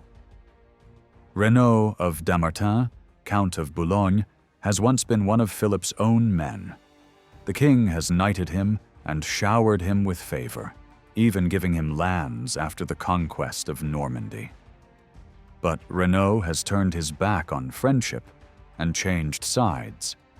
By marrying the heiress of Boulogne, he has taken over that family's proud claims, rooted in descent from Charlemagne and from the crusading hero Godfrey of Bouillon. He now holds the key port on the Channel and openly opposes his former master. The Count of Flanders, Ferrand, is equally bitter, especially after the high payment demanded by Philip when Ferrand took control of the county through his wife. The Flemish nobles share his anger. At the same time, Otto needs John's support because he is locked in conflict with the Pope and with a rival German king. All three see the French monarch as their main enemy and form a broad coalition. John plans to attack from the south, while Flanders, Boulogne, and Otto move from the north. In early 1214, John lands at La Rochelle. He marches inland, captures Angers, and then lays siege to La Roche-aux-Moines. Philip has entrusted this front to his son, Louis, who gathers the knights of the southern royal lands. Philip himself leads the northern contingents into Flanders, burning and devastating the lands of rebel vassals. His barons advise him to avoid a direct clash for the moment, and he pulls back near Lille. John suddenly abandons the siege and retreats when Louis approaches, so the southern threat fades. The decisive showdown comes a few weeks later, on 27th July 1214, at Bouvines. Bouvines is a rare full-scale medieval battle, fought in daylight and according to the formal rules of the age, so that God's judgment can be read in the result. 3 large groups of mounted warriors stand on each side, facing one another across the chosen field. In the center of each army stand the kings of France and Germany, with their banners raised high. On the French side, one banner shows the sacred red standard known as the Oriflamme. The other shows the lilies of France. On the imperial side, people see a war chariot with the imperial eagle and a dragon-shaped standard, symbols that many churchmen regard as arrogant and almost demonic. Philip is nearly 50 years old, an age when many lords no longer fight in person, but he still rides into the thick of combat. Around him are his household knights, a tight-knit core of men drawn from his own kingdom and bound by long service. His enemies are a loose alliance of different peoples and cannot match this unity. Philip does not rush to fight. He knows that a good Christian should not seek battle lightly, especially on a Sunday. But he believes that the aggression of his opponents leaves him no choice. Before the armies clash, he prays, stretches out his hands over his kneeling troops, and gives them his blessing.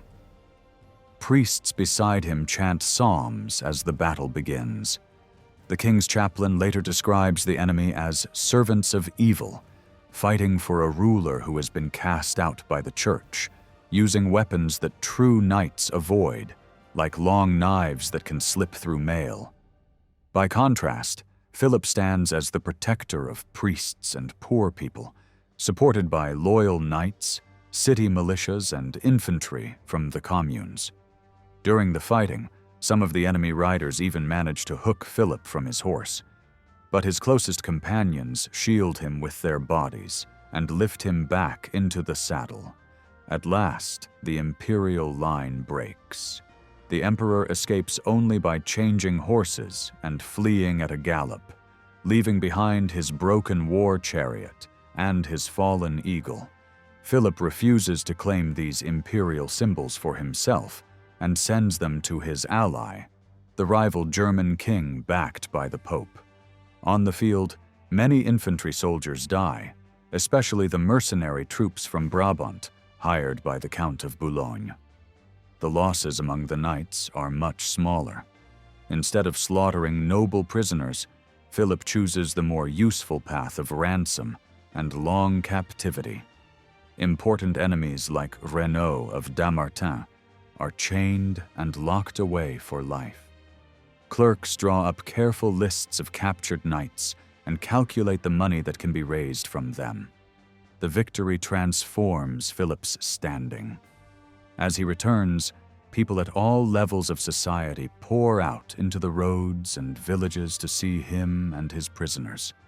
Peasants carrying tools drop their work to stare and shout insults at the chained Count of Flanders. In the towns, bells ring, flowers and branches are scattered in the streets, clergy sing hymns, and citizens dance. When the procession finally reaches Paris, the celebrations last for days. At night, torches and lamps turn the darkness almost into daylight. In the eyes of many, the king enters his capital like a chosen ruler entering a holy city. They believe that God has clearly shown whose cause is just and has restored peace to the kingdom. In that moment, the union of crown and people is not just an idea. It is a living reality, sung by scholars, priests, and townsfolk together as they celebrate the triumph of their king. William the Breton later turned his first account of these events into a long Latin poem of nearly 10,000 lines. He offered it to King Louis VIII in 1224 as a grand monument to royal power. In this poem, called the Philippide, he follows the style of ancient Roman stories and places Philip at the center as the great king of the Franks. The Battle of Bouvines becomes not just a victory in a feud between princes, but a triumph for the whole Frankish people. The French knights are said to have been heavily outnumbered, yet they still rode into danger with burning courage and won by their bravery. Brother Guerin addresses the army and reminds them that their people have always beaten their enemies. Even their opponents on that day share the same blood, since many of them are also Franks. William even says that a traitor like Renaud of Dammartin shows his Frankish nature in battle through his courage, and that France should not feel shame for him as a warrior. By contrast, the German forces and their allies from the Empire are portrayed as weaker in character. William mocks them as men who prefer drinking and pleasure to the hard life of war. He insists that their wild fury is useless when it meets the steady courage of the children of France. At one point, he widens his view and speaks not only of Francia, the old core around Paris, but of the children of Gaul, using the name and territory known from Caesar's writings. For him, France now stretches across a much larger land and appears as a single people with one king as its head. In this version, the king doesn't hold back from the fight. He rages like his knights and longs to meet the emperor in single combat, dreaming of striking him down like a holy warrior defeating a demon. When he raises the oriflamme, a banner that resembles the flags carried in religious processions, he appears as the avenger of all Christian society. His task is to defend the faith against the errors linked with Otto of Brunswick, who, William says, has robbed pilgrims in Rome and helped to block new efforts to free the Holy Land. William also puts bold words into the mouth of the emperor before the battle. Otto urges his followers to cut down or capture the clergy and monks, whom Philip protects. He argues that there are too many churchmen, that they live off the land without fighting, and that knights who protect the people should control the rich fields and the main shares of tithes. In this imagined speech, Otto calls for church estates to be handed to the ruler so that he can pay his soldiers. He paints the clergy as lazy men wasting the harvest, while knights are presented as the true guardians of the common good. Against this image, Philip is shown as the firm defender of the traditional order, in which the church remains rich and powerful, and the crown stands as its shield. Victory at Bouvines is therefore not only a military success, it is proof from God that the alliance of throne and altar is right and strong.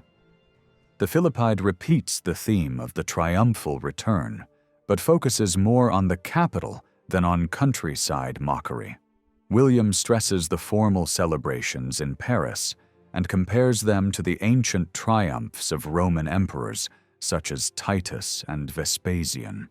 Philip is placed above them, however, because the Franks once drove out the Romans and freed Gaul, and because the highest learning now comes from the schools of Paris, rather than from old Rome. In William's eyes, Philip is closer to Alexander the Great than to Caesar, a new conqueror at the head of a united nation.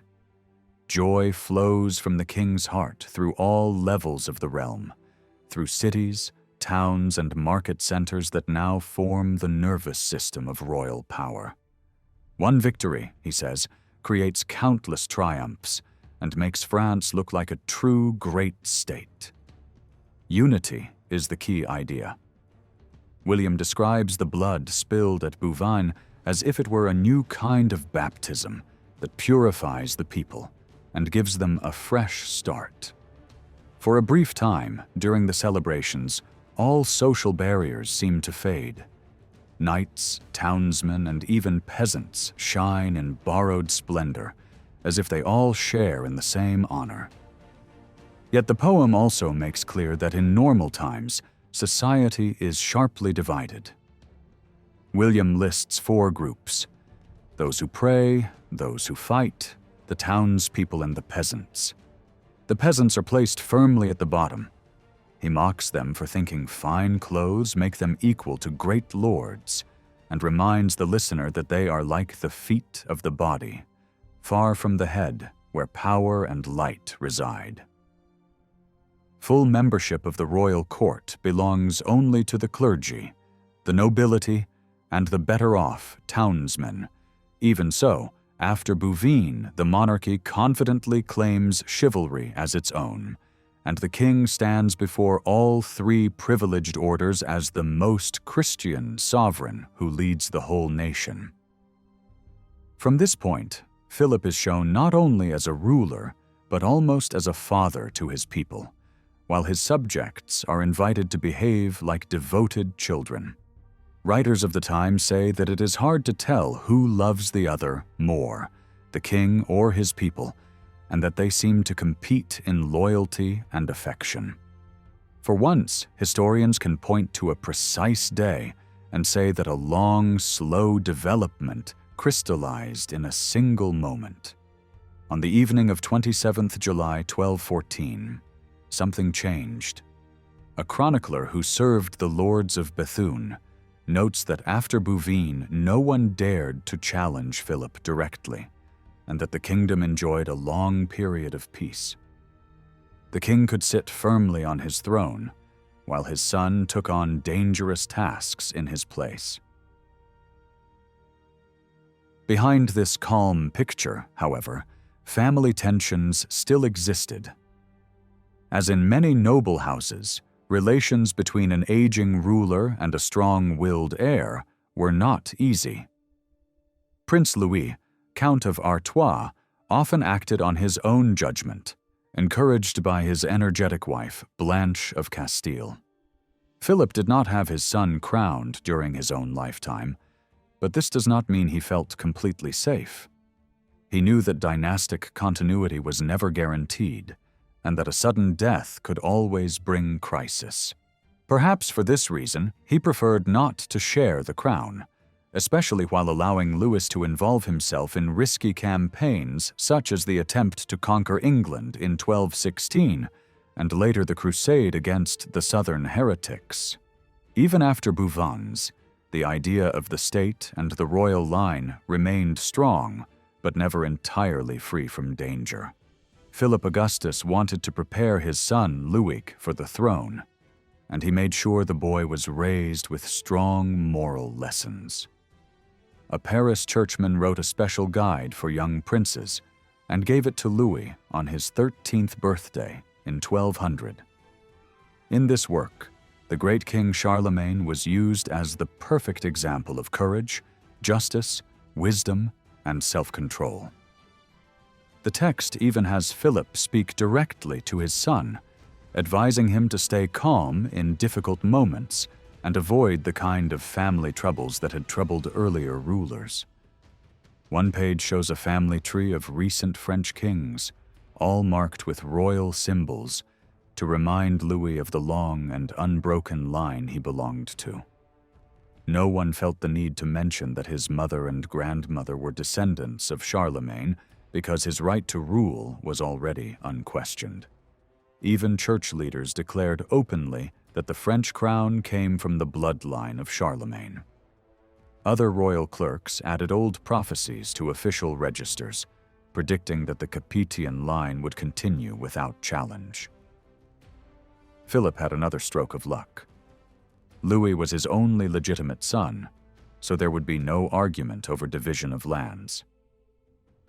A younger son, born from a later marriage, could not claim a serious portion of the royal inheritance because many nobles still doubted his full status. Louis would inherit everything his father had worked so hard to assemble. In 1222, Philip became seriously ill. He began giving away personal possessions for the good of his soul, supporting knights who had fought overseas, helping the needy in Paris, and offering precious items to the church he loved most, the Abbey of Saint-Denis. The list of gifts was not large, showing that the royal household still preferred simplicity.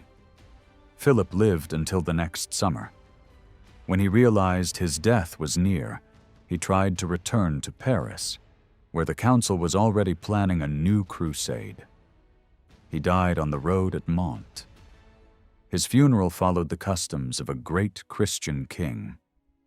His body was dressed in the same ceremonial clothing he had worn at his coronation, with a crown and scepter.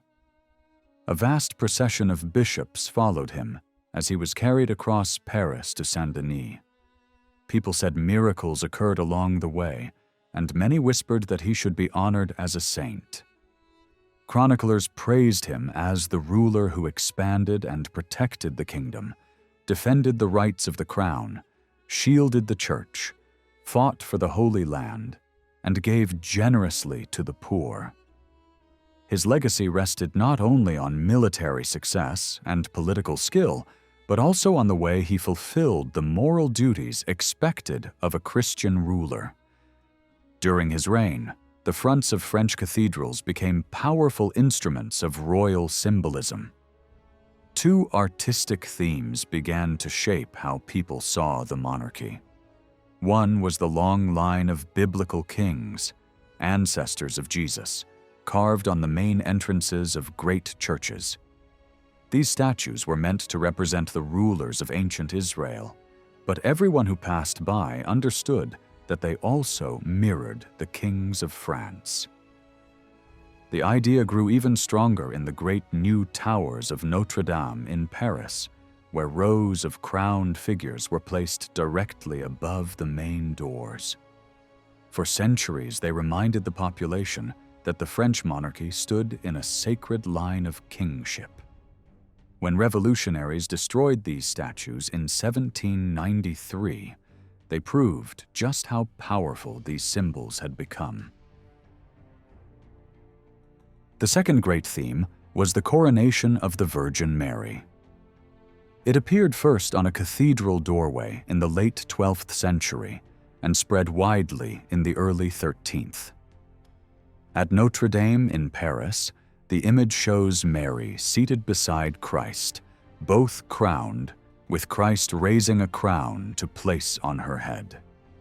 The scene belongs to heaven, not to earthly politics, but its message was understood clearly. Christ the King crowns Mary, and his crown reflects all earthly kingship. The French ruler, seen as Christ's representative on earth, drew strength from this image. The scene also mirrors the belief of the time that spiritual authority stood higher than earthly power, yet depended on it as well. Around this period, the idea re-emerged that the king stood directly under Christ, holding supreme authority over all three orders of society: clergy, nobles, and common people. Even bishops, powerful as they were, acted as royal delegates when shaping and decorating their cathedrals. The artwork on church fronts showed that the king was not just protector of the faith, but also director of the realm. It reminded everyone that the crown guided the church in practical matters, just as the king guided armies on crusade. Through these images, through his victories, and through his careful control of feudal law, Philip Augustus reshaped the monarchy into a far stronger institution. His death closed an age, but the strength he built ensured that France remained united and powerful long after him. We should not imagine that everyone in the lands we now call France obeyed Philip Augustus. His rule was strongest around Paris, in the old heartland of the Franks, and in Normandy, which he had brought under his direct control. Thanks to his legal powers as overlord, he also held Champagne firmly in his hand. In Burgundy, he did not try to take land from the Duke, because the Duke was his cousin and a very faithful follower who had fought bravely for him at Bouvines. Other lords from the empire had also fought under the royal banner that day, such as the Count of Bar and a number of knights from Lorraine. Further south, royal influence moved slowly along the valleys and trade routes. Earlier kings had already pushed royal authority into the center of the country and along the river Saône.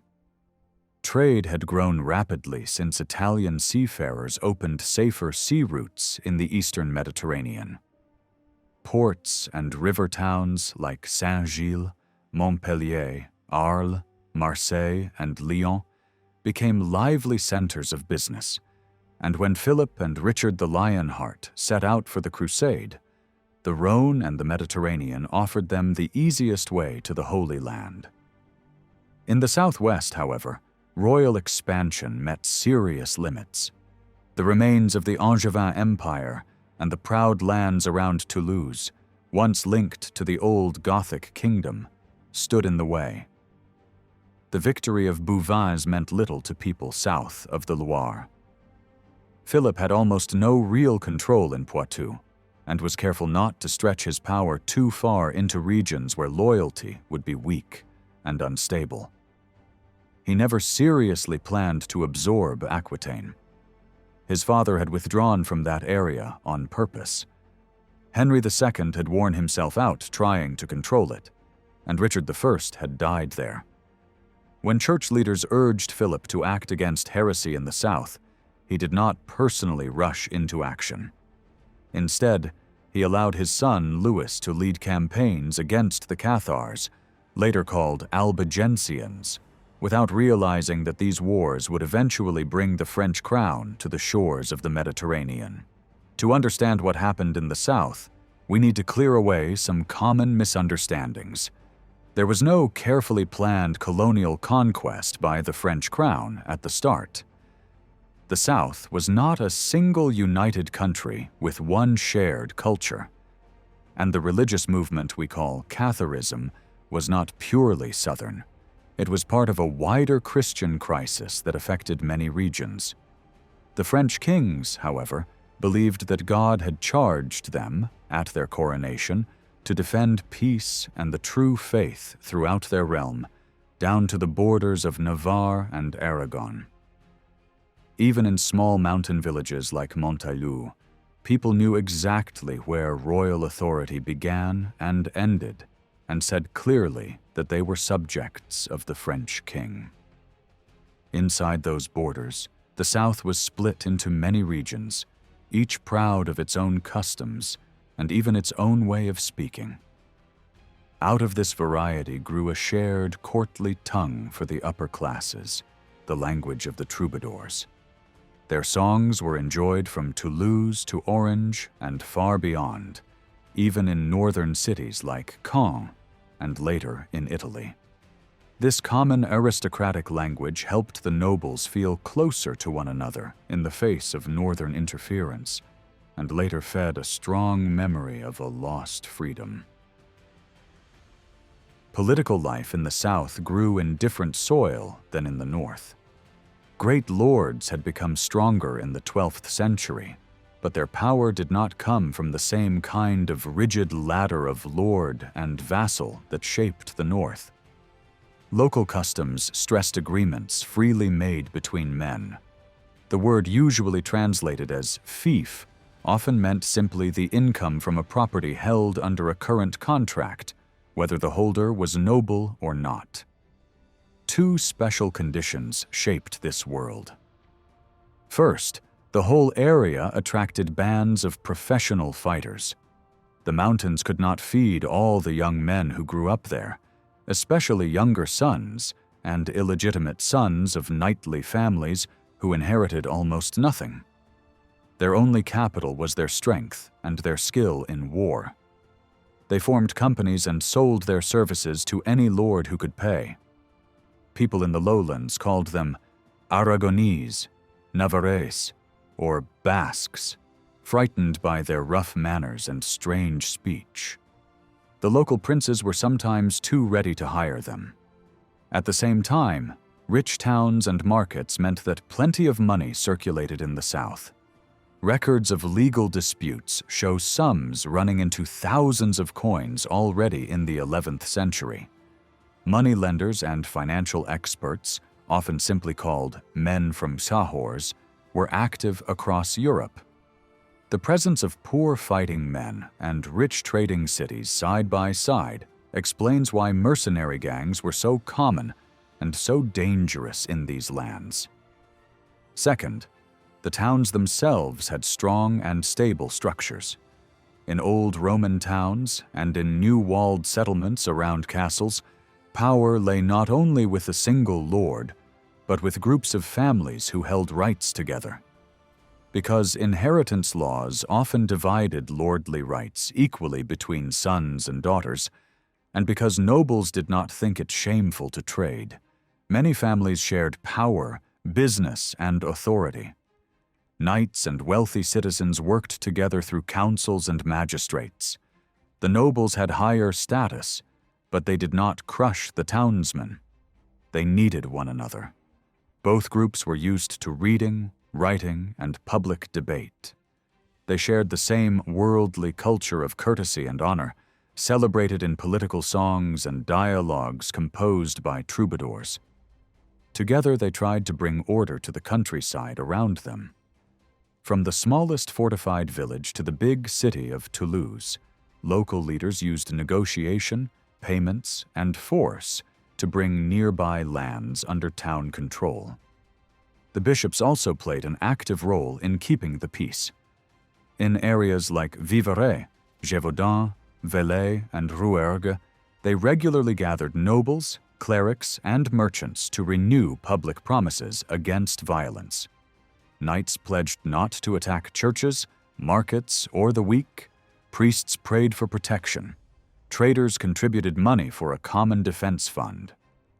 When there was danger, the knights and all the men of the area marched under their banners to crush gangs of mercenaries and other troublemakers. Lords could not ignore these strong town communities.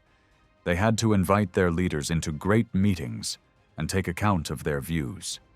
Without town support, no stable political order could be built in the south. At the same time, three main centers of power developed. In the northwest, around Poitou, the kings of England tried hard to impose their rule, but their influence ran into stubborn resistance in the mountains and in parts of Gascony. Further east, the Count of Toulouse claimed authority over many church districts and cities, including Toulouse itself, Saint-Gilles, and parts of Provence. His family was of Frankish origin, and his prestige came partly from a forefather who had been given a leading role in the First Crusade. Officially, the Count of Toulouse recognized the French king as his overlord, but his lands were so far from Paris that he was excused from attending coronations and great royal gatherings. To the southwest, the kings of Aragon formed the third pole of power. King Peter II, who was also Count of Barcelona, strengthened his position both south and north of the Pyrenees. He won a famous victory over Muslim forces at Las Navas de Tolosa, then extended his influence into southern France. Several important lords in Béarn, Foix, Comminges, Béziers, and Carcassonne became his followers. By marrying the heiress of Montpellier, he also secured a key coastal city. In all this, religious authority and papal decisions were deeply involved, and in the south, the ties between politics and religion took forms very different from those in the northern kingdom around Paris. In the south of France, church reform changed power more deeply than in the north. Earlier movements for the peace of God had already brought people together under church leadership, but later reforms went further. Great noble families lost the influence they once had over the choice of bishops. At the same time, the Pope was not a distant figure. In this region, he was a real political lord. Some territories were held directly from him, and rulers like Peter of Aragon even offered their crowns at Rome and received them back as papal vassals. The papacy acted like a powerful monarchy, but with a wider spiritual claim. Because there was no strong local king and no stable alliance between princes and bishops, church and secular authorities often clashed. These conflicts created space for new religious ideas, which church leaders condemned as heresy. Across 12th century Europe, many people began to search for a more personal and spiritual way of following Christ. They were influenced by closer reading of the New Testament, by preaching, and by a desire to move away from blind obedience. Some rejected church rituals, the role of priests as necessary mediators, and the use of oaths. Many saw sexuality as something dirty and were uneasy with the idea that God had taken human flesh.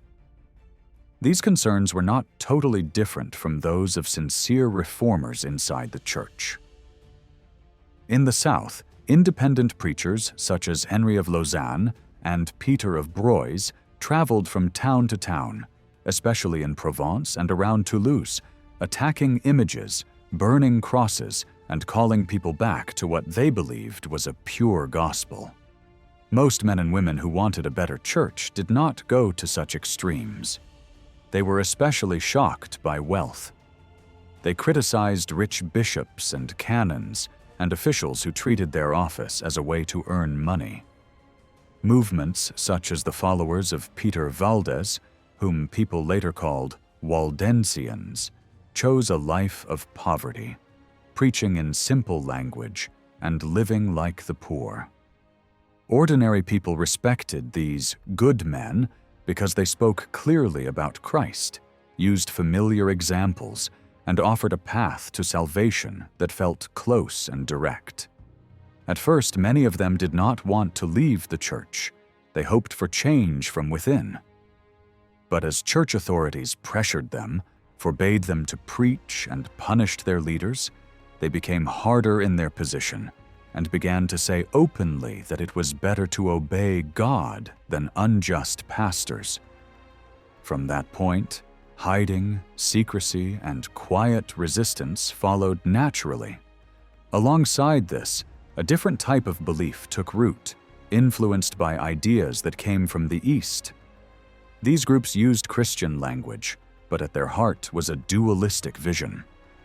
They believed in a good God of the spiritual world and a bad power responsible for matter, the body, and suffering.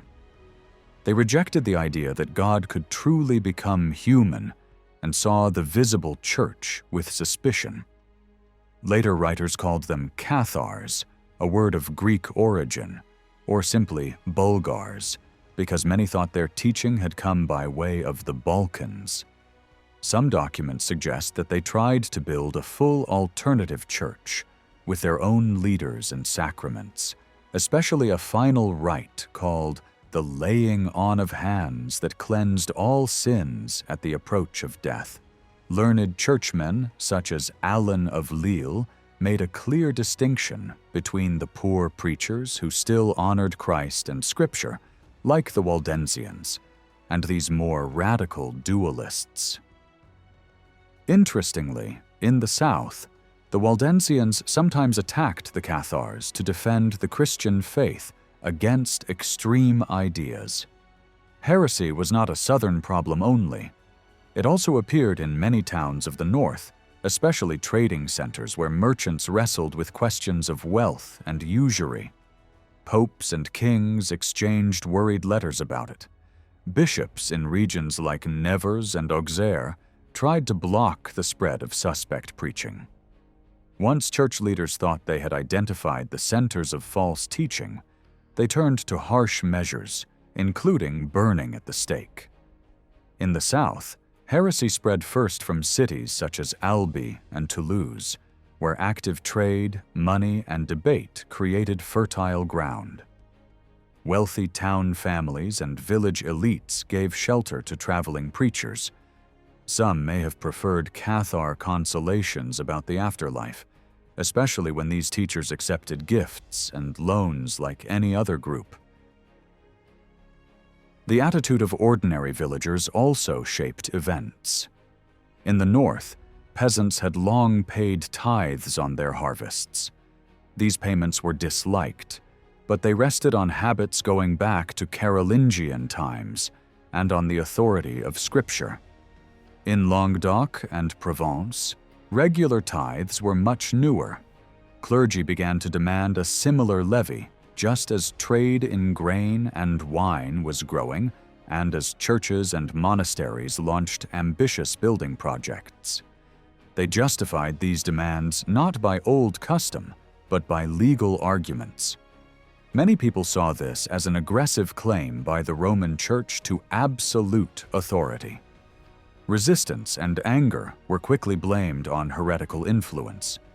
In reality, it was the mix of local political structures, strong urban communities, and a rich secular culture, combined with these financial tensions that made the region especially open to alternative religious voices. The ruling class in the South was itself divided. Anything that weakened church land and power was useful to secular lords and their knights. Households of nobles and rich citizens became natural meeting places for new ideas. Preachers were invited to meals and discussions. They argued that marriage was not a sacrament in the strict sense, and that corrupt priests had no right to rule consciences. Women listened closely, because in these movements they could have a more active role. Some groups allowed them to preach, to perform the laying on of hands, and to pass on the Spirit. In the tight, crowded streets of fortified villages, where houses leaned against each other, and families lived side by side, beliefs spread quickly from one household to another. In fact, it was often these smaller fortified settlements rather than the largest cities that became the deepest centers of heretical practice. The people of these regions were used to arguing about law and politics in public. They brought the same habits into religious life. The border between matters of faith and ordinary public business was not sharp.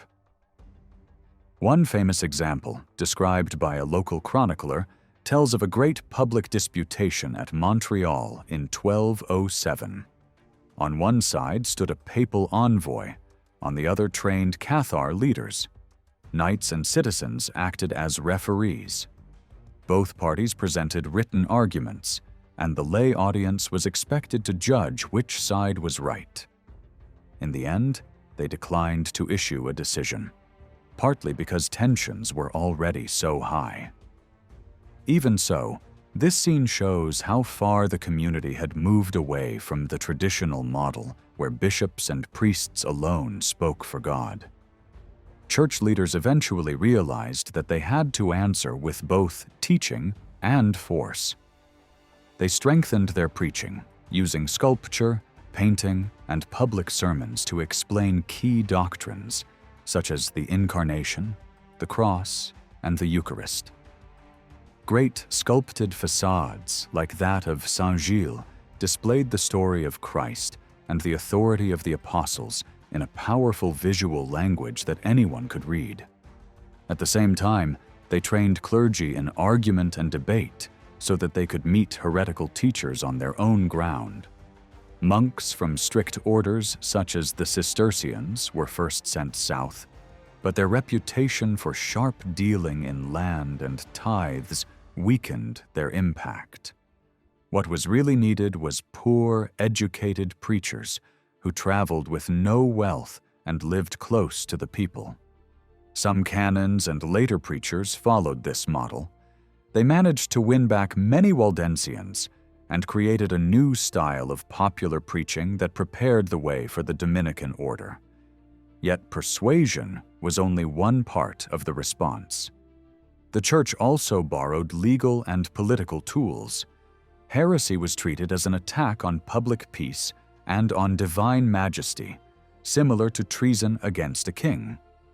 Church councils targeted the southern provinces as a special danger zone. Local rulers, such as the Count of Toulouse, wrote to great abbots saying that heresies were spreading in their lands, tearing families apart, weakening respect for the sacraments, and undermining churches. They admitted that they needed help. Bishops reported the same to Rome. Eventually, church authorities offered crusading privileges to those who took up arms against heretics. Fighters were promised remission of sins, indulgences, and, in many cases, the right to seize the lands and goods of those condemned. Those who refused to act could themselves be punished spiritually. Even if the word was not yet widely used, what followed was, in every practical sense, a crusade carried out step by step, region by region, in the name of both faith and peace. In Montpellier, it quickly became clear that the local knights could not always be trusted. Many lords in the region were more interested in fighting their rivals, especially the Trencavel family, than in defending the faith. Some had already made quiet arrangements with the heretical groups. The papal court tried to lean on the town governments, as it had done in parts of Italy, and forced the city consuls to swear that they would oppose false teaching. But the bishops were often hesitant, and the consuls were still too dependent on church authority to act freely. At this point, the new pope, Innocent III, removed several bishops he considered unreliable in key cities such as Béziers, Narbonne, and Toulouse. He also excommunicated Count Raymond VI, who refused to stop his private wars and refused to create the peace that was needed for any joint campaign. the Pope accused him of using his intelligence against God and against the whole Church instead of defending unity. In Rome, people believed that the fate of the entire Christian community now depended on what happened in the south of France. Again and again, in 1204, 1205, and 1207, the Pope asked King Philip Augustus to lead an armed expedition. He promised that lands taken from lords judged guilty of protecting heresy could be added to the royal domain. The decisive moment came in early 1208, when the papal envoy Peter of Castelnau was murdered near Saint-Gilles. The Pope was convinced that Raymond was morally responsible. He declared that the Count and his allies should be stripped of their lands so that loyal Christians could take their place. His plan was extreme: to destroy heresy by fire and sword, and to repopulate the ruined territories with new, Orthodox settlers.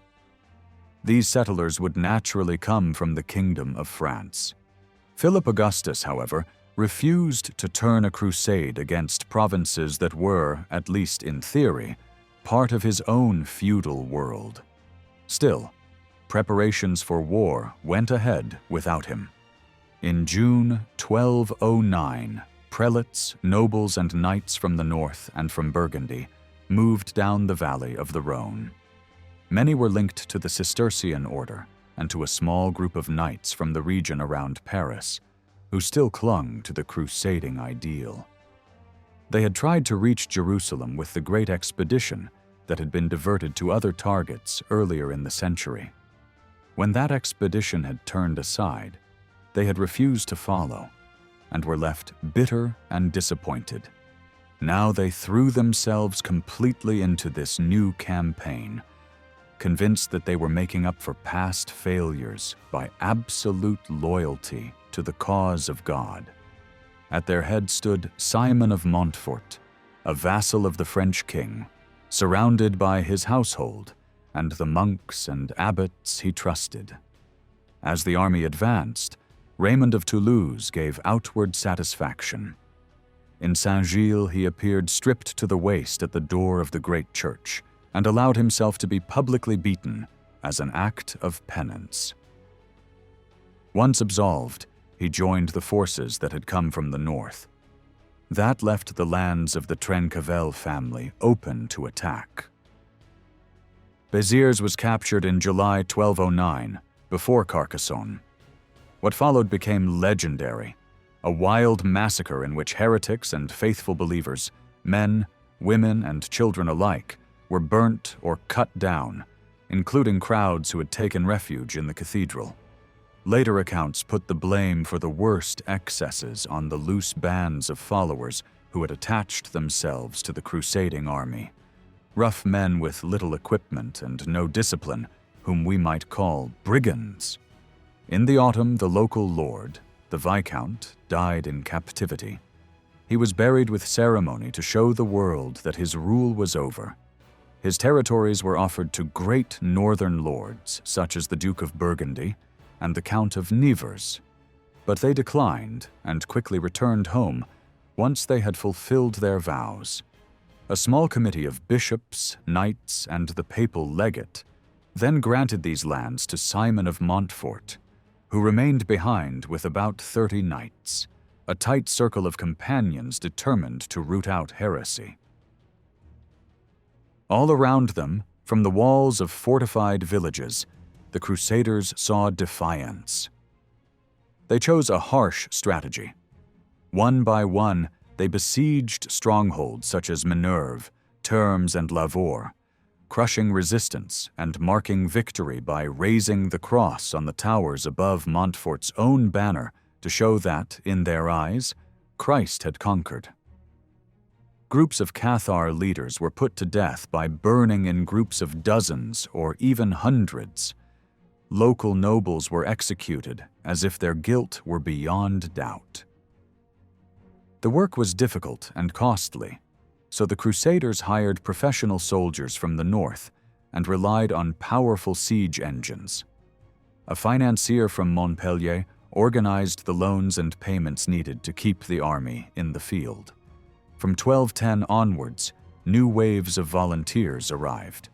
Some came moved by genuine piety and by the promise of spiritual rewards.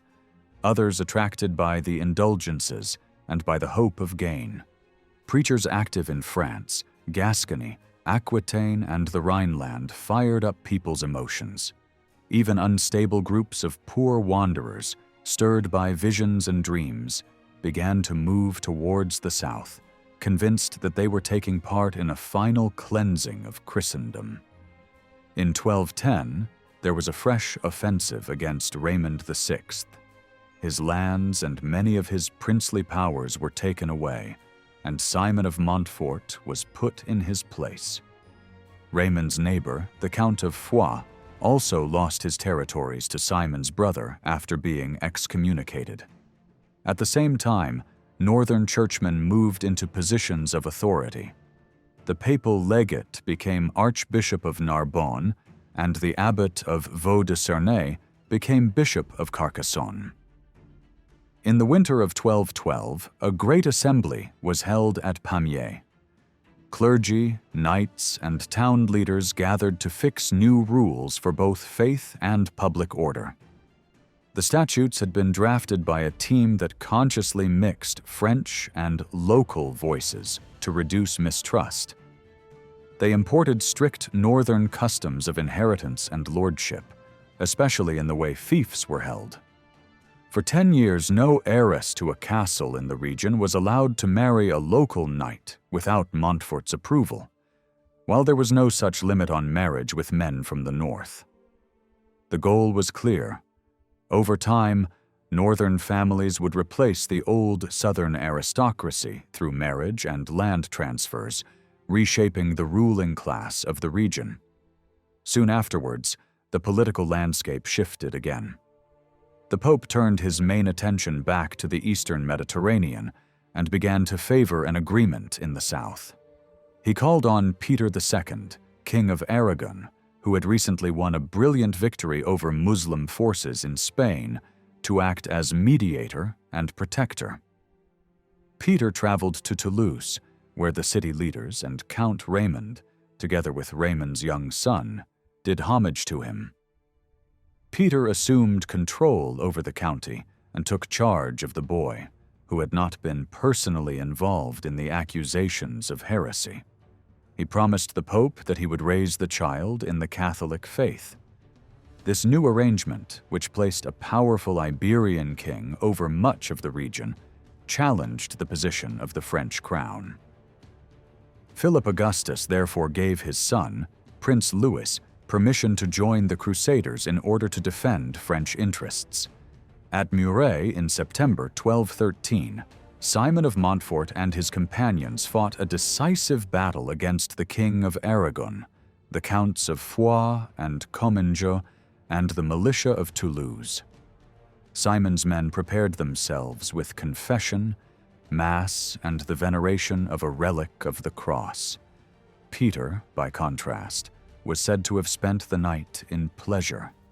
In the battle he was killed, and his defeat was seen as a sign that heaven supported the crusade. By spring 1215, Louis had completed the period of service required by his vow. He entered key cities such as Montpellier, Narbonne, and Toulouse at Simon's side, then returned north after hearing the instructions of the papal legate. He had taken part as a pilgrim and armed penitent, not as a conqueror. After Muret, Philip Augustus could largely rely on Simon of Montfort to represent royal interests in the south.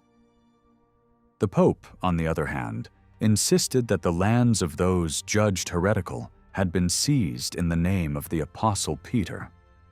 A great council in Rome decided how they should be shared. Part of the old inheritance of the Counts of Toulouse, especially the lands that lay within the wider empire, were kept under papal control to be returned one day to Raymond VII if he proved worthy of forgiveness. The rest, from the Rhone to the sea and up to the Pyrenees, were assigned to Simon of Montfort. he was told to receive proper feudal recognition for these territories from all who had the right to grant it.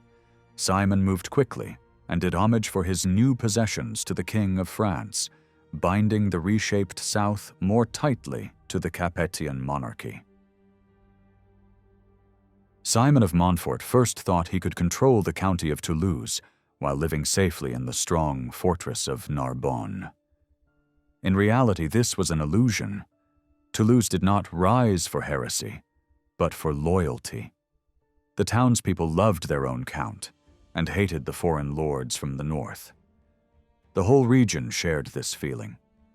The city expelled Simon and welcomed the young Raymond back as its rightful ruler. When Montfort returned in 1218 and set up a siege, a stone from a southern siege engine struck him, and he was killed. The struggle did not end there. In 1219, Prince Louis of France came again for 40 days of crusading, killing the people of Marmande on his way, then appearing before Toulouse and leaving once his vow was fulfilled. He did not come as a conqueror for himself or for the French crown, just as on his first campaign. Philip Augustus even refused to accept the southern rights that Simon's son, Amaury, tried to hand over to him. But in 1224, when Amaury reached Paris, exhausted with only 60 knights left, and renewed his offer, the situation had changed. Philip was dead. Louis was now king, and he accepted both these claims in the south and the lands that had been taken from King John of England more than 20 years earlier. La Rochelle, Saintonge, Limousin, and Périgord fell to him easily, and French knights even pushed into Aquitaine as far as Saint-Emilion without serious resistance. Now free on other fronts, and determined that his authority should be recognized in the south, Louis VIII decided to finish with Cathar preaching and launched a third crusade against the excommunicated Raymond VII. The Pope allowed him to take 1/10 of church income in France and promised protection if England tried to attack. This southern expedition was no heroic epic. It resembled earlier royal campaigns in central France, steady and methodical rather than brilliant. Many nobles of the Narbonnese hurried to submit and do homage. The king boldly followed the left bank of the Rhône, crossing lands that lay in the wider empire, carrying what he saw as the sword of French justice. But at Avignon, he met real resistance. The towns across the river had grown strong. They had bargained hard with the Count of Toulouse and had won new rights. Their political life now looked more like that of Italian city-states than of ordinary feudal towns. The knightly and patrician families who controlled the city government struck a careful bargain with Louis. He could enter the walls with a small escort, while the rest of his army passed over the bridge.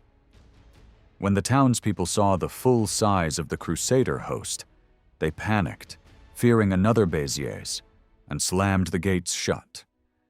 The king was bound by oath to punish rebellious towns, so he began a long siege. For 3 months his army camped under a heavy sky, tormented by heat and insects, until the defenses finally gave way. Louis restrained his soldiers from mass pillage, accepted further promises and 6,000 marks of silver, and marched on. On the return journey he fell ill and died of dysentery in the Auvergne in November 1226. Many later believed that Philip Augustus had foreseen that his fragile son would not survive the fevers of the southern climate.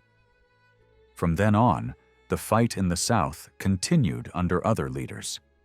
One of them, the Lord of Beaujeu, carried on as a determined defender of the faith. Raymond VII eventually came to terms with Louise's widow, Blanche of Castile, who now ruled as regent for their young son. On Good Friday 1229, in the Cathedral of Notre Dame in Paris, Raymond and his leading followers took part in a ceremony of public penance. Because of his support for heretical groups, he had lost the rights that his house had held for generations. Yet the agreement also offered him a way back. Since his repentance was accepted as sincere, the French king, as protector of the church, promised to grant him lands in the dioceses of Toulouse, Agen, Rodez, and Cahors as a vassal, on condition that he now acted as an active defender of the faith. The crown kept the Trencavel lordships in its own hands, together with other southern lands west of the Rhône, such as Beaucaire, Nimes, and Saint-Gilles. The transfer of these territories took place with great formality. Every gesture and every word showed how closely religious and political aims were woven together. A boy of 15, Louis IX, stood as God's chosen ruler, and the men who knelt before him believed that heaven itself had decided the outcome. God had humbled those who resisted for the sake of regional pride, and now king and count together promised to continue the struggle of good against evil on every part of their lands. In royal orders and charters of this period, Louis IX later explained how he understood his duty. At the very beginning of his reign, he said, he wanted to honor God, who had raised him above other men, by restoring peace to the church and bringing people back to the faith. Those who had been excommunicated were to be reconciled according to strict church law. If they refused, they would be forced back into unity after a year. Raymond of Toulouse swore in Paris to follow the same line. He would drive out heretics and their allies, even if they were his own vassals, friends, or relatives. His officers were ordered to hunt down suspects in every village, rewarding those who revealed them, and tying local government directly into the machinery of repression. The church would recover its old power, including the right to collect tithes and first fruits without interference. As a visible sign that true belief had triumphed over false teaching, new cathedrals were to rise in the south on the model of those in northern France, with tall towers and rich decoration proclaiming orthodoxy. Raymond paid a large sum to found a university in Toulouse, again imitating Paris. Masters in theology, church law, and the arts were invited from the northern schools to train future clergy in correct doctrine. By now, spiritual persuasion and institutional control were working together. At the same time, systems of investigation and punishment became much sharper. Already in the late 12th century, bishops were told to travel through their dioceses and examine suspected heretics in person. Later popes insisted that they must not rely only on rumor, but conduct careful inquiries. A council held at Toulouse in 1229 laid down detailed rules. In each parish, a priest and 3 laymen were to search houses, cellars, lofts, and hiding places for heretics and their protectors, and then hand them over swiftly to church and local authorities. Those who came back voluntarily to the faith had to wear 2 visible crosses on their clothes and carry written proof of reconciliation. Those who refused were to be imprisoned. All lay people above a certain age had to swear to report heresy and to take communion regularly so that they would not themselves fall under suspicion. Ownership of religious books in the local language was sharply limited. A few years later, the new orders of wandering friars, especially the Dominicans and Franciscans, were given responsibility for the inquisition into heresy. They combined strict poverty, strong loyalty to the papacy, and good training, and they carried out their task with determination. In Toulouse alone, over one short period in 1246, they condemned many people to lifelong signs of shame, or to permanent imprisonment. For decades, they struggled against close family loyalties and regional pride. Armed resistance did not end immediately. In 1242, several inquisitors were murdered at Avignonnet, and their killers fled to the mountain fortress of Montségur, which fell in 1244.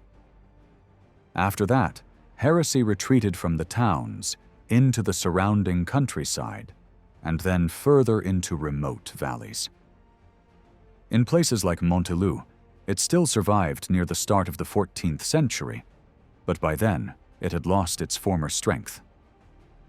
The Peace of Paris in 1229 tied Carcassonne, Beaucaire, and their surroundings firmly to the French royal domain.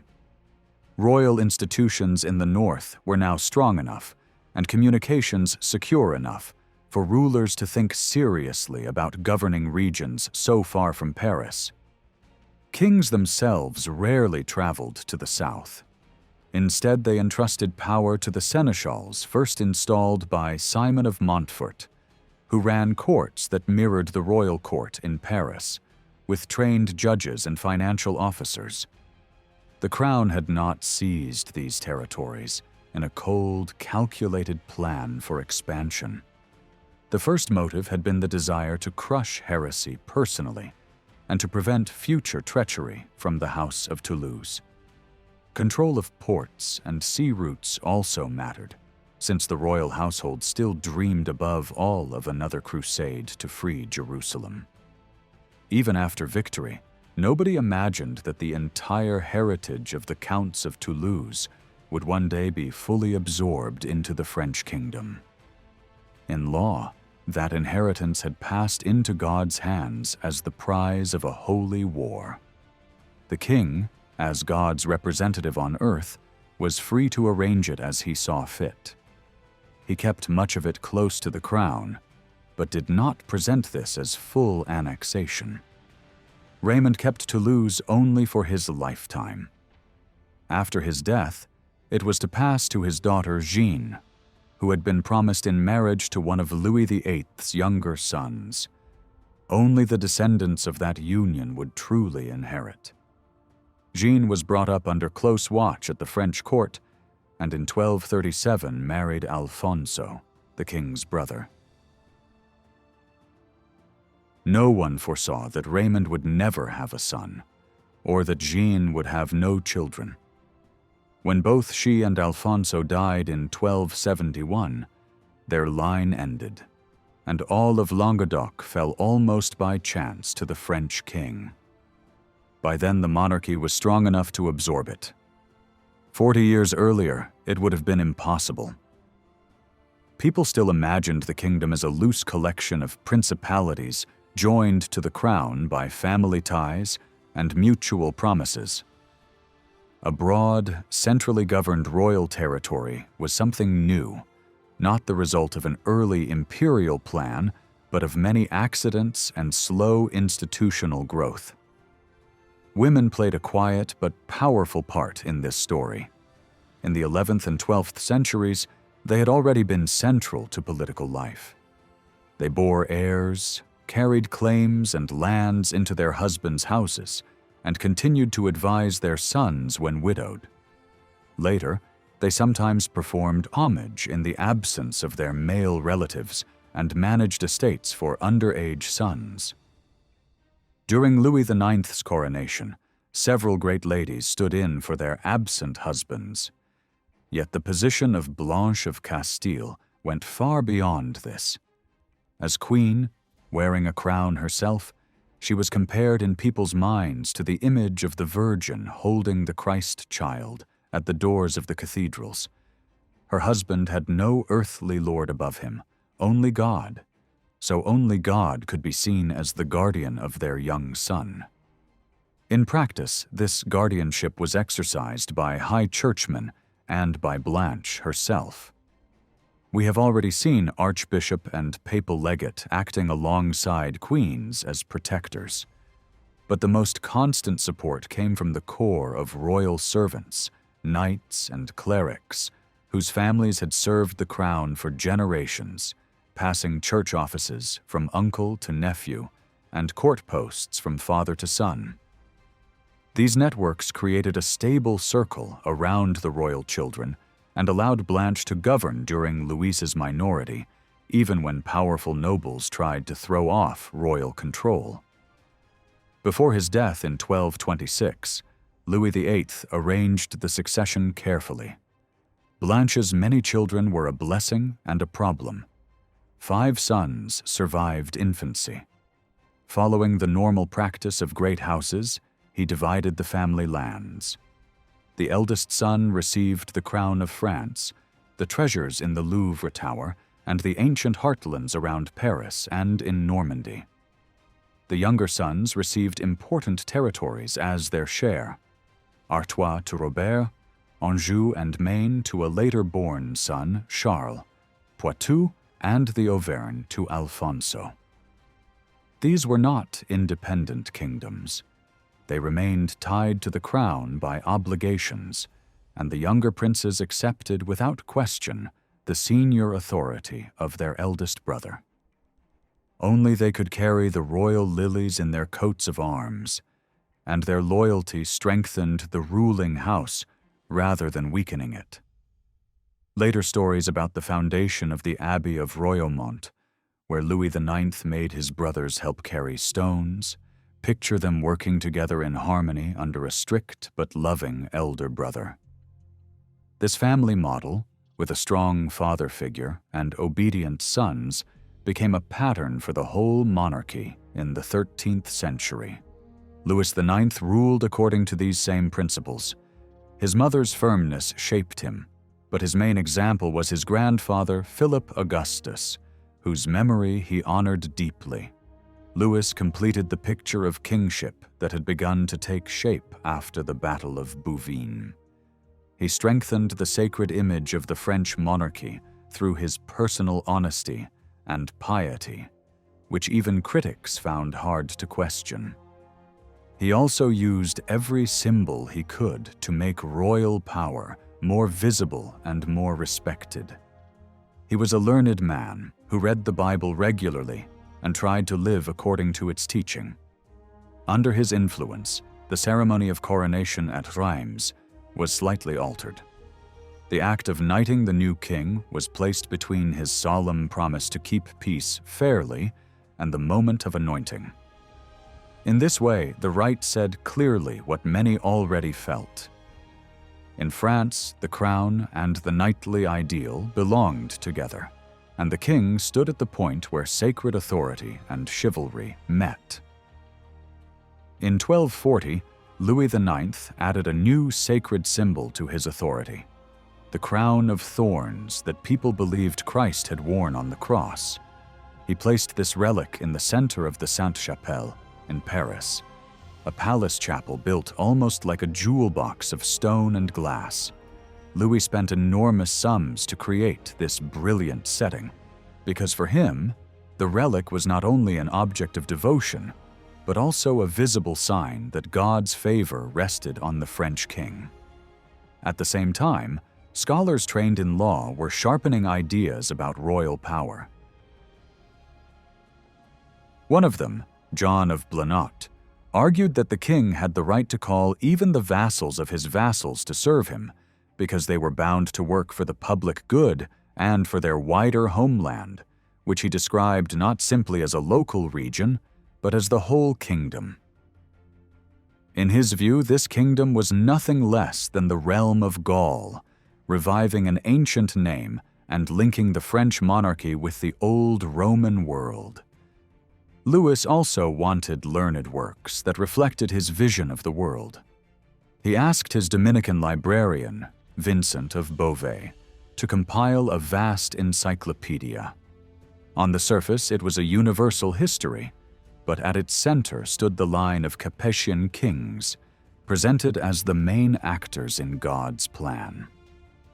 The work showed how old prophecies about the return of power to rulers descended from Charlemagne were now fulfilled in the French royal house. To reinforce this message, Louis reorganized the royal tombs at the Abbey of Saint-Denis. The church, rebuilt in the Gothic style and flooded with light, became a great stage of royal memory. New carved monuments were erected for important Merovingian and Carolingian rulers, and for Philip Augustus and Louis VIII. The old dynasties were arranged along the choir, with the Capetians opposite them, and 3 special tombs were reserved at the front for Louis VIII, his father, and Louis IX himself. Anyone entering the church could see in stone the claim that a new era in the government of France had begun with Philip Augustus and continued with his heirs. Later generations liked to remember the time of Louis IX as an age of perfect justice and happiness, speaking of him as Saint Louis and imagining his reign as a golden age. In reality, conditions were harder than memory allowed. Serious epidemics and frequent food shortages weakened the population and slowed the economic growth that had marked the previous century. In both town and countryside, the poor were squeezed more and more by the rich. The last great cathedrals of France, with their soaring stone and glass, were built at the cost of heavy burdens on those at the bottom of society. Money flowed through the towns and into public works, but this prosperity was fragile. At the same time, government institutions reached a more finished, tightly controlled form. Buildings that had once shown bold invention now settled into fixed, repetitive patterns. In a similar way, the flexible customs of earlier law were shaped into a more rigid system. While famous theologians in Paris were showing how reason reflected God's order in creation, Louis himself used arguments of reason when he resisted excessive demands from the papacy. He never set reason against faith. For him, the two belonged together. He told his heir that the first duty of a king was to love God, because God gives wisdom and protects people from serious sin. His reign was marked by this double ideal of rational judgment and deep piety. Louis ruled through trust and affection, as well as through law. He saw himself as a father to his lords, and was ready to give up some immediate advantage in order to secure lasting peace. A clear example of this came in 1259, when the English king Henry III finally accepted that he held his remaining lands in southwestern France as a vassal of the French crown, and did homage to Louis in Paris. In return, Louis restored to him a large part of the territories that he and his father had conquered. Many French nobles were angry, thinking these lands should never be returned. Louis overruled them because he believed that stable order was more important than constant expansion. His decisions matched the political ideas being written down at the time in legal manuals, which stated that the king should not be the vassal of anyone, that all other lords were beneath him in dignity, and that knights, citizens, and peasants alike ultimately depended on the king's authority. Lawyers were central to this strengthening of royal power. They were charged with governing in the king's name, according to local custom, but in practice they judged which customs were acceptable. Many traditional rules seemed to them old-fashioned or unjust. Inspired by canon law and Roman law, they claimed the right to decide according to reason and the common good, which they saw as a reflection of divine order. Step by step, they reshaped regional practices into a more unified body of French customary law, often in ways that reinforced the crown's control over land and inheritance. At the University of Orleans, where Roman law was taught, the King of France was even described as emperor in his kingdom. Royal control of money gave this idea a concrete form. In the early 1260s, royal ordinances declared that only the king's coin would be legal tender in most of his domains, and the royal mint issued new large silver pieces and symbolic gold coins. These coins acted as daily reminders that there was one supreme authority over the realm. Royal power also reached more deeply into noble and church lands. The king's officers tried to extend his jurisdiction wherever they could, sometimes clashing with bishops and abbots, sometimes with secular lords. Many nobles welcomed royal interference when it cut down church privilege. They argued that warriors, not clerics, had won the country by their blood and should not be judged by sons of serfs who had entered holy orders. Yet these same nobles protested when royal agents imposed themselves in their own territories. Even close allies, such as Joinville, a loyal companion of Louis IX, complained that officers had abused their authority during his absence on crusade and had harmed his people. These tensions show that the expansion of royal justice was real and sometimes rough, even when the king himself aimed at fairness. Louis IX saw justice as the heart of his mission. He believed that God had anointed him so that he could, like a new Solomon, bring equity to rich and poor alike.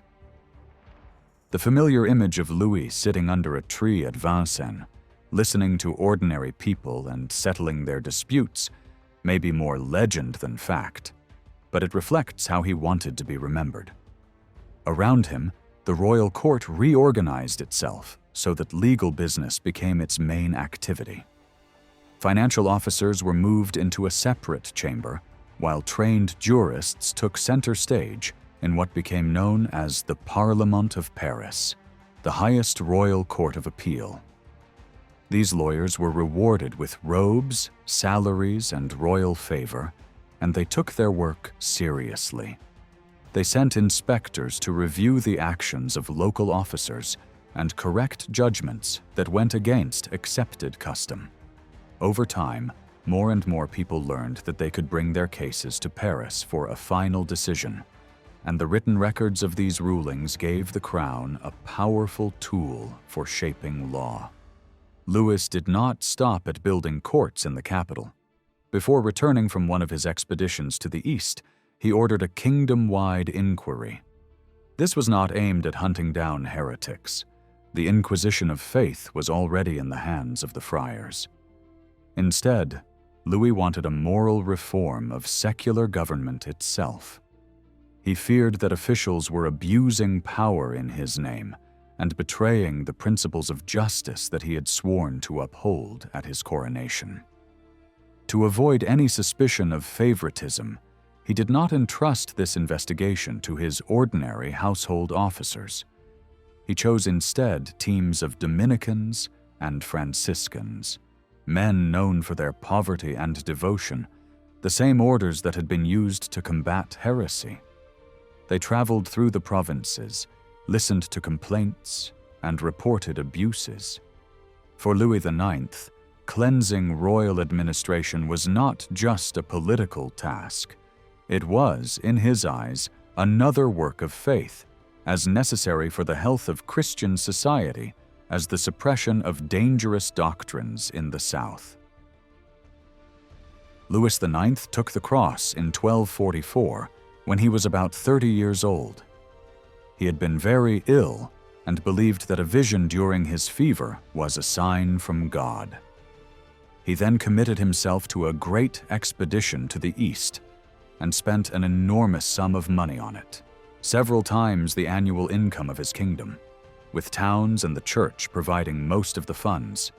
In 1248, he set out in full public ceremony, walking barefoot with pilgrim's staff and cloak, raising the royal war banner and traveling to the new port of Aigues-Mortes, built at the edge of the realm for this purpose. The campaign in Egypt ended in disaster.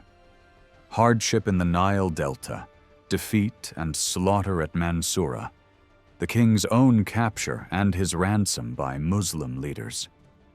When Louis finally returned after 6 years in the East, those around him felt that he had changed completely. Defeat, time spent among the holy places still in non-Christian hands, and the stern preaching he heard on justice and repentance left him deeply marked. From then on, he lived in a spirit of permanent penance and humility. After his return, Louis drew closer to the mendicant friars, especially the new preaching orders. He spent long periods at the Abbey of Royaumont, in a room that opened directly onto the church, and surrounded himself with friars who advised him on his reading and prayer. His devotions were of a traditional kind, but larger and more intense than those of earlier kings. He collected many sacred relics, loved to carry them in processions, and attended long services. His hospitality to the poor far exceeded that of his predecessors. Every day, large groups of poor people were fed in the royal household, and some were even seated at the king's own table. Louis practiced personal charity and self-denial in extreme ways.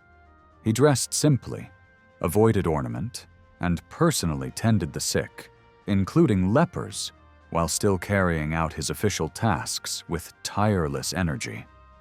In his last years, Louis increasingly treated royal power as an instrument of moral discipline. He believed that his earlier efforts to correct sin in his realm had been too weak, and that this failure helped explain why God had not granted success to his crusade. New ordinances were issued in the name of the common good, the benefit of subjects, and the reform of the kingdom. He saw three main stains on the realm: unjust violence, corruption through money, and the temptations of worldly pleasure. To reduce bloodshed, he abolished trial by combat in his lands and promoted written and oral evidence in courts instead of duels. He tried once again to limit private warfare between nobles, ordering his officers to enforce periods of truce so that disputes could be settled by negotiation. To address the power of moneylenders, he ordered the expulsion of groups seen as specialists in credit, although such measures were difficult to enforce consistently.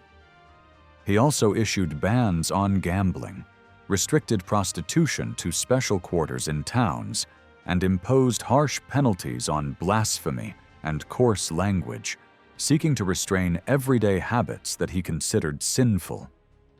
Unable to create a society that matched his ideals, Louis eventually resolved to seek holiness again through another expedition. Against the advice of many, he took the cross a second time and died during the campaign before Tunis, regarded by contemporaries as a martyr for the faith.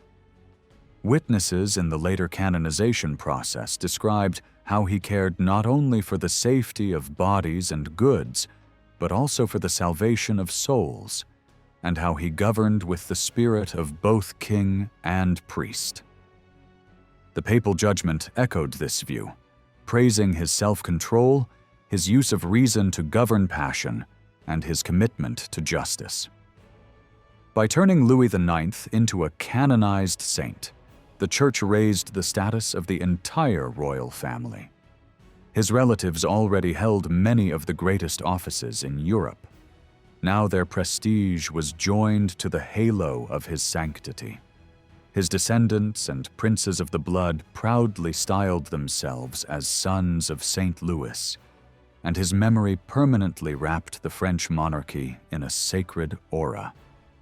After Louis's death in 1270, the wider world seemed to change in ways that shook old certainties.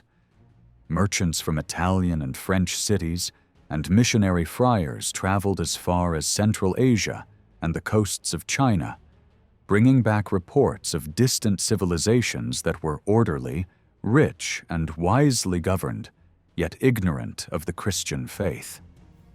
At the same time, scholars in the universities encountered new philosophical texts from Aristotle and commentaries from Muslim thinkers, which presented a rational system that did not always match Christian doctrine. News of the advance of the Mongols and of highly developed cultures beyond Europe forced nobles and churchmen to ask disturbing questions. They debated the reasons for repeated failures of crusades, and some began to argue that persuasion and example might be more effective than war in converting non-Christians. Gradually, confidence that Latin Christendom sat at the fixed center of the world and history began to weaken. Faith itself also entered a more uncertain phase. The institutional church continued to dominate religious life, but many laypeople quietly started to doubt whether simple attendance at services and obedience to clergy were enough for salvation. Physical barriers in churches, such as the growing use of screens between clergy and people, gave visible form to this distance. Some believers turned instead to more personal prayer, private acts of charity, and mystical devotion, following examples like that of Louis IX. At the same time, they were less willing to renounce all earthly joy, believing that creation was fundamentally good. The strict value system of the High Middle Ages, built on clerical authority and moral discipline, began slowly to soften. Economic and social changes added to this shift. For a long time, the Kingdom of France had been a model of prosperity and cultural influence. Its universities, Gothic architecture, and courtly language had spread across Europe. But as international trade, exchange rates, and banking became more central, financial leadership passed to Italian city-states.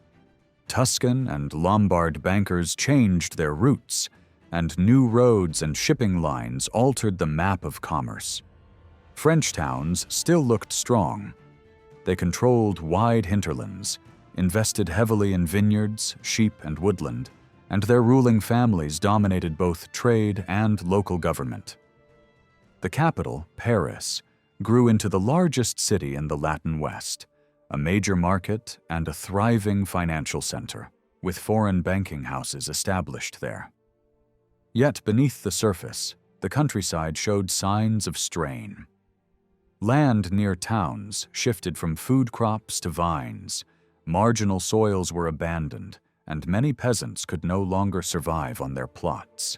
A growing rural population combined with shrinking food production brought hunger and decline in health. By about 1270, population growth stopped, not through comfort, but through malnutrition, higher mortality, and delayed marriage. Despite these underlying tensions, the prestige of the French monarchy reached its peak under Philip IV, known as Philip the Fair. The population of the kingdom stood at perhaps 20 to 23 million people, more than at any time until the 18th century. The shape of the realm moved closer to that of modern France. In the south, the king withdrew from some claims beyond the Pyrenees. In the east, royal influence advanced into areas like Bar, Toul, and Verdun, and powerful lords of Lorraine and Provence drifted away from imperial allegiance. Great nobles from Burgundy, Savoy, and the Viennois drew closer to the French court, received financial support, and sometimes married into the royal family. Princes of the blood looked for opportunities in Italy, and Charles of Anjou became King of Naples. The King of France ruled the largest and one of the richest political units in Europe, and did not feel the need to seek the imperial title. In practice, he already wielded an authority comparable to that of an emperor. Royal influence also extended into the life of the church. Major councils of bishops were increasingly held along the Rhone, closer to French power centers than to Rome. The College of Cardinals contained many men trained in Paris and linked to French interests. Eventually, a new pope from Gascony, Clement V, chose to reside in former Toulousan lands on the Rhone and set up his court at Avignon, where his successors followed him. On the opposite bank, the French king built a solid tower that visibly asserted royal strength beside the papal residence. In this way, papal authority itself became entwined with Capetian power. Even as royal authority expanded, its foundations still lay in the older world of fiefs and personal bonds. The king remained at the summit of a pyramid of lords, each bound to him by homage, and each in turn lord over others. Legal thinkers like Philip of Beaumanoir, a knight and royal officer, described this order in detail. In his view, every person in the realm, noble or common, lived under the jurisdiction of some lord whose duty was to uphold the common good by keeping roads and bridges in repair, protecting orphans, maintaining fair measures, and administering justice. All lay jurisdiction ultimately came from the king, either directly as a fief or through subgrants to lesser lords. These lords shared in public authority but remained the king's men and owed him military service. Only the king could lawfully mobilize the whole kingdom for war or impose general taxes, and he was expected to do so only in times of true necessity and after proper consultation. In this way, the old web of feudal ties and the newer tools of written law, royal courts, and central administration worked together, allowing the Capetian monarchy to stand at the center of a complex, still fragile but increasingly unified kingdom. By the late 13th century, royal justice and custom together gave the French monarchy a very solid base. Legal writers like Beaumanoir described in detail how lordship and justice should work, and royal officials used these ideas to strengthen the king's authority. Roman law supported this process, but it did not replace local practice. Instead, existing custom was applied more strictly and slowly pushed in a direction that favored the crown. For example, lands given to younger princes were increasingly seen as temporary gifts that should return to the crown if a line died out, so that members of the royal family would always have enough resources without breaking the unity of the kingdom. In the 2/3 of the realm that lay outside the direct royal domain, the king's agents simply insisted that custom be respected, and because they were the ones who interpreted that custom, their power grew. People complained bitterly about their greed and energy, and the administration certainly demanded more and more from the population. Yet these officers were usually honest men. They came from modest backgrounds, they had to pay themselves and their staff, and they looked constantly for ways to expand their jurisdiction at the expense of bishops and local lords.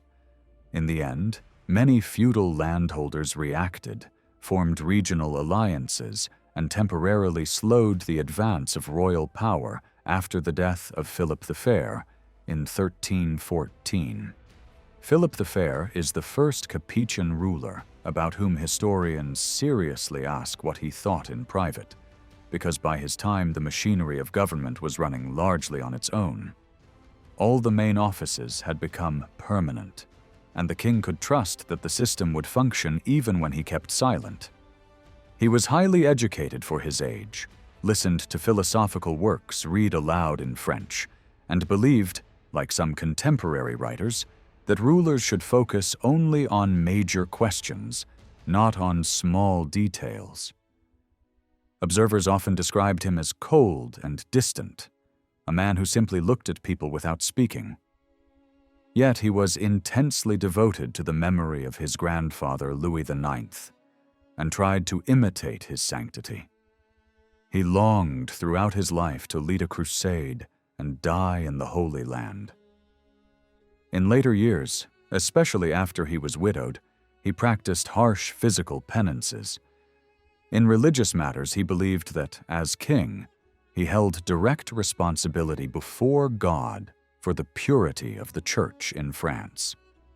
Following the line established by Louis IX, he claimed full control over the Church in his kingdom and saw himself as a guardian of its holiness. Some theologians even told him that if a pope disgraced the Church, a Christian king had the duty to oppose and, in extreme cases, depose him. These ideas help explain his violent conflict with Pope Boniface and his fierce persecution of the Templars, whom he considered deeply corrupt. He believed that he was cleansing the Church of scandal, in continuity with his ancestors who had fought heresy, and his courts also became early centers of witch trials. The same religious zeal that had once purified doctrine now turned against people suspected of error or magic. Philip also believed that God had charged him with humbling the proud in his own lands. Throughout his long reign, he used his army at the edges of the kingdom, especially against England and Flanders, who once again found themselves aligned as they had been at Bouvines. In the southwest, the English king, as duke and count, owed him feudal service, but resisted royal interference in his lands. When he proved stubborn, the French king seized his fiefs on the legal grounds of disloyalty, then returned part of them later in reduced form.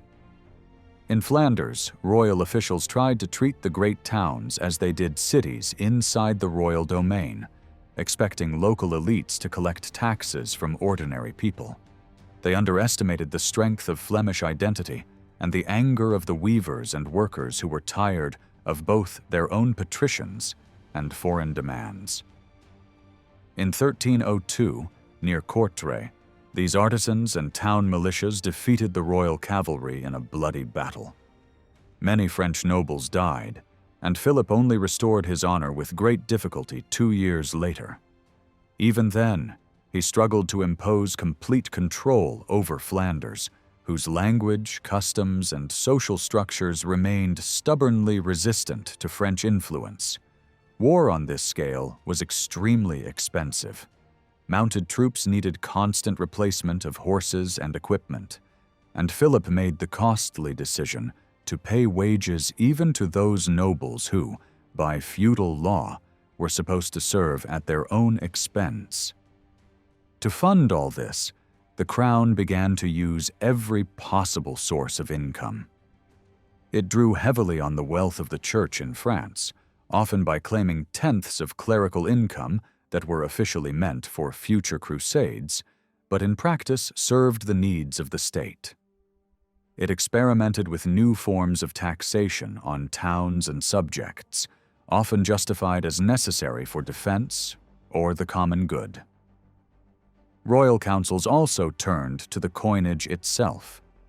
Since only the king could strike money, he altered the silver content, withdrew and reissued types of coins, and tried to profit from the difference. These policies disturbed trade, upset prices, and shook confidence in money. People accused the government of irresponsibility and greed.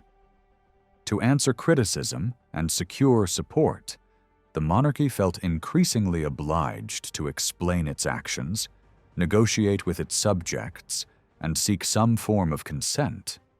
This led to large assemblies of representatives from the 3 orders of society, where royal agents spoke at length while the king remained silent.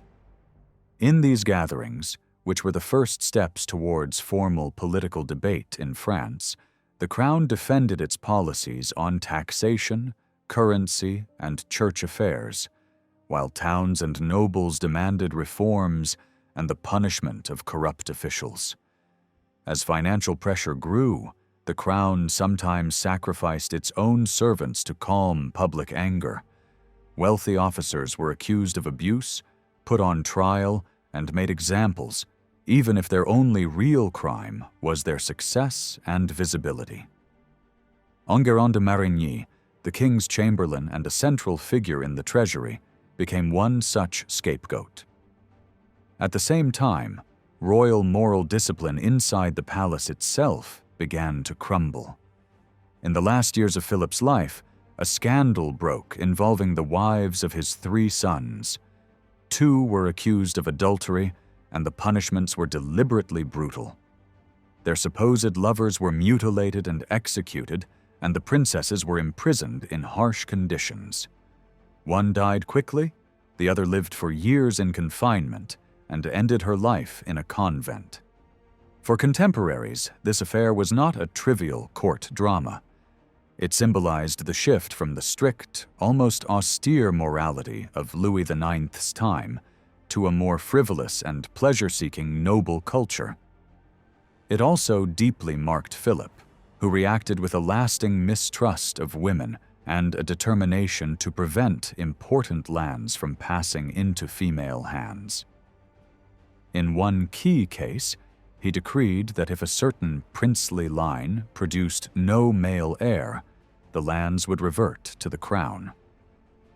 This decision became a precedent for excluding women from some inheritances. Women had already been barred from inheriting the crown itself. Medieval theologians argued that kingship was not an ordinary inheritance, but a sacred dignity, like the high priesthood in the Bible, which was reserved to men. Since the French king was understood as both ruler and a kind of lay priest, women were seen as ineligible to wear the crown. When Philip's 3 sons each died without surviving sons of their own, the direct male Capetian line came to an end. Their daughters were passed over in favor of more distant male relatives. Many contemporaries saw in this a sign of divine judgment. They connected the downfall of the dynasty with the earlier scandal in the royal family and the growing worldliness and moral weakness of the court after the death of St. Louis. In their eyes, the spiritual and moral failings of the royal household were linked to the political crises that followed. The centuries of slow, careful construction of royal authority had created a powerful state, but they had not freed it from the belief that God punished kings and dynasties for sin. Under Philip the Fair and his sons, this belief colored the way people interpreted every misfortune that struck the monarchy, from military defeat and financial strain to the sudden extinction of a royal line that had once seemed unshakable. The year 1348 was a breaking point for France and for all of Western Europe. In that year, the Black Death arrived, bringing both bubonic plague, carried by rat fleas, and pneumonic plague, passed directly from person to person. The death rate was terrifying. The population had already been shrinking slowly, but now it collapsed. In crowded regions, in monasteries, in armies, and especially in towns, whole communities were struck down in a matter of days. The disease came back again and again in the following decades. By the end of the century, many regions had lost about half their people. In places like Normandy, the population fell to less than half of what it had been in 1300. It is almost impossible to imagine how shocking this was.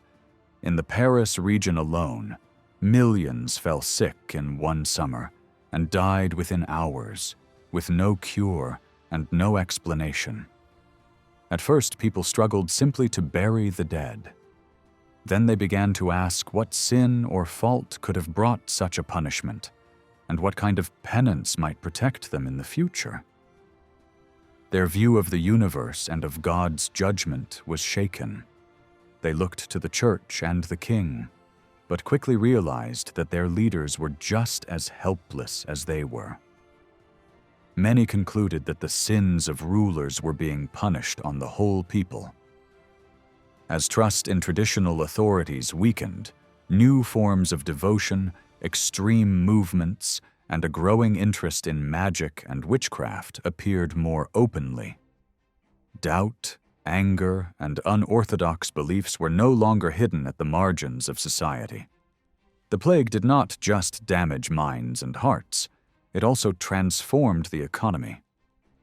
Before 1348, death was familiar, but it fell mostly on children and the poor. Now it struck rich and poor, young and old, without warning. Almost at once, the old balance between land and labor was overturned. For generations, there had been too many people for the available land, and many peasants had lived on the edge of starvation. After the Black Death, there was suddenly a shortage of workers. Those who survived could demand higher wages, and no royal decree could stop this. In Paris, a mason's daily pay tripled in 10 years. Many villages were abandoned, but not because the land was worthless. In many cases, peasants simply left poor, exhausted fields and moved to better soil in more fertile places. Overall production fell because there were fewer people, but in theory, each survivor had more land, more tools, and more animals per head than before.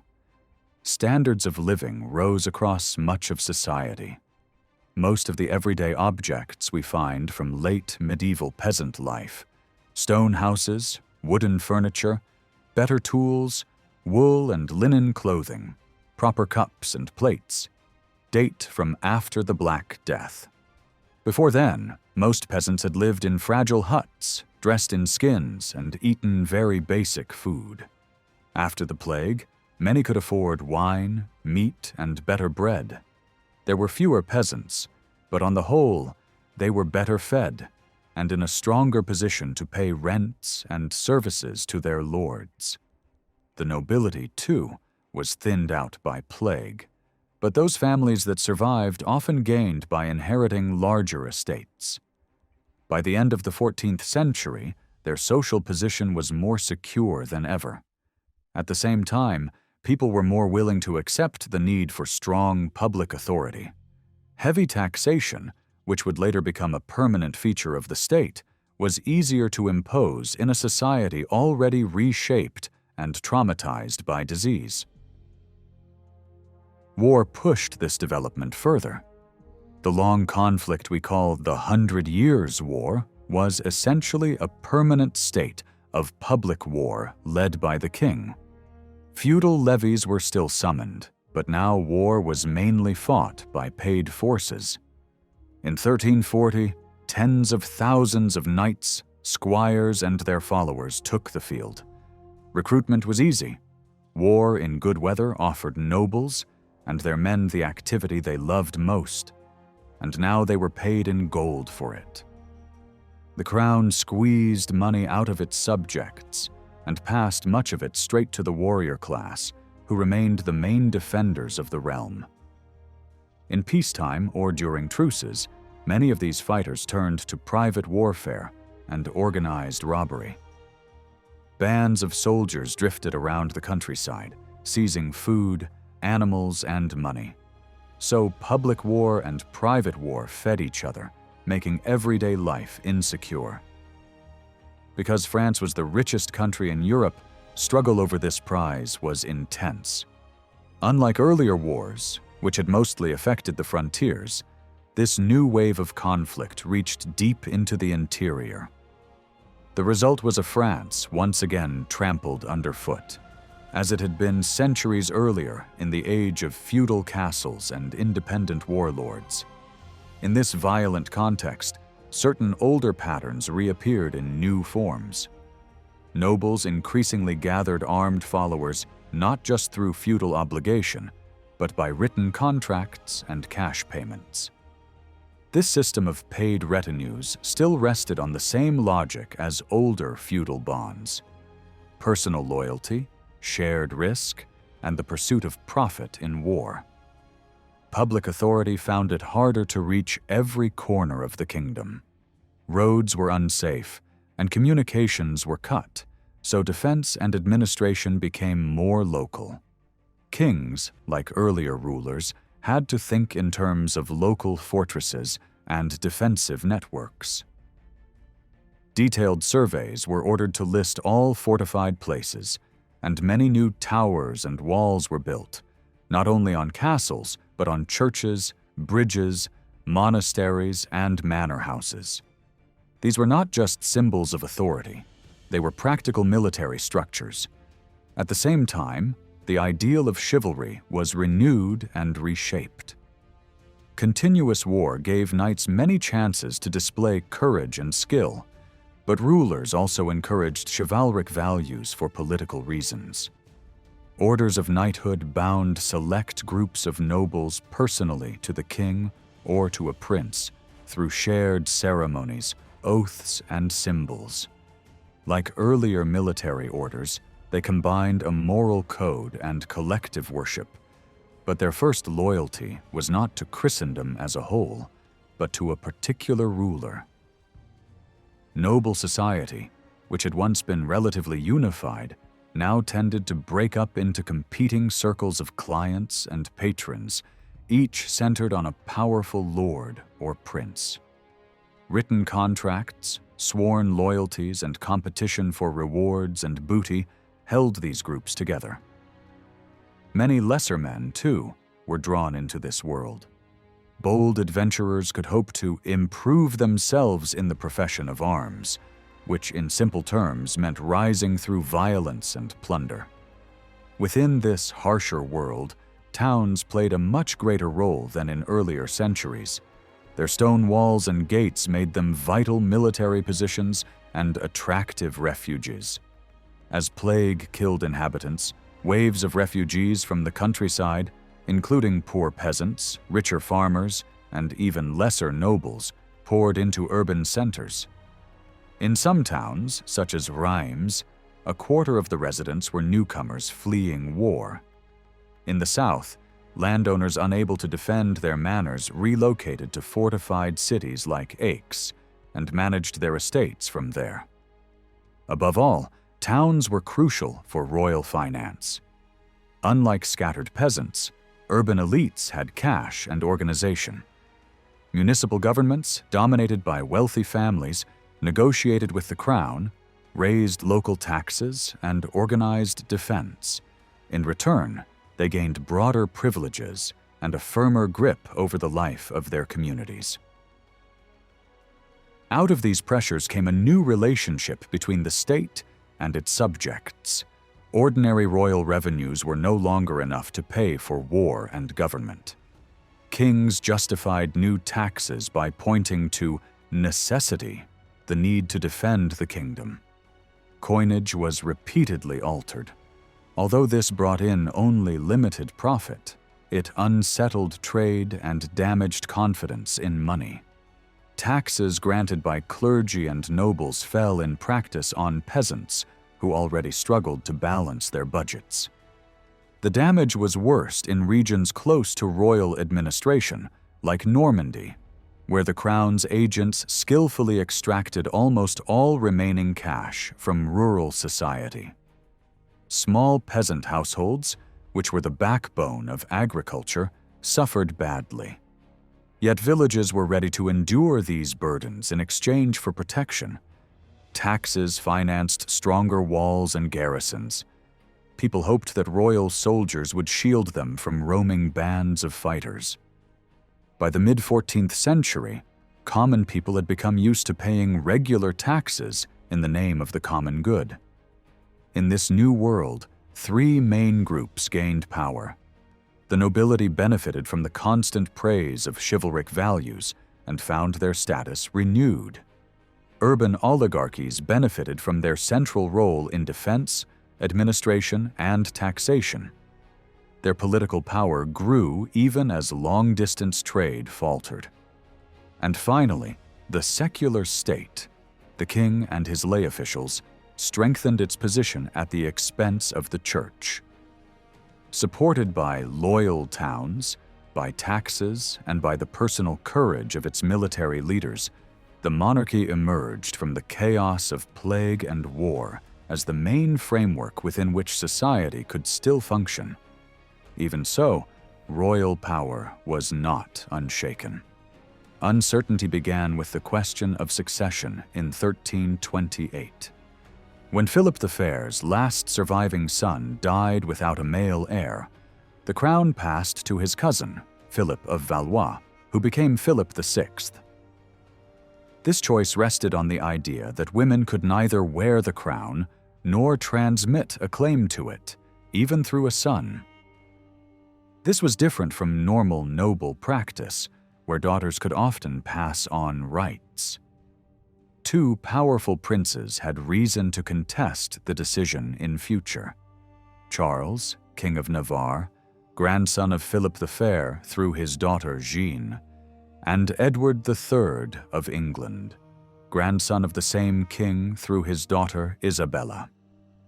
Neither challenged Philip VI while he was alive, because once a king was anointed at Rheims, his person was considered sacred. But their claims were a constant shadow. Philip VI himself was aware of this and hurried to have his own son John crowned when he died. Even then, John II felt insecure. He created an order of chivalry, the Order of the Star, whose ceremonies placed the king symbolically at the center of knighthood, and he lived in constant fear of betrayal.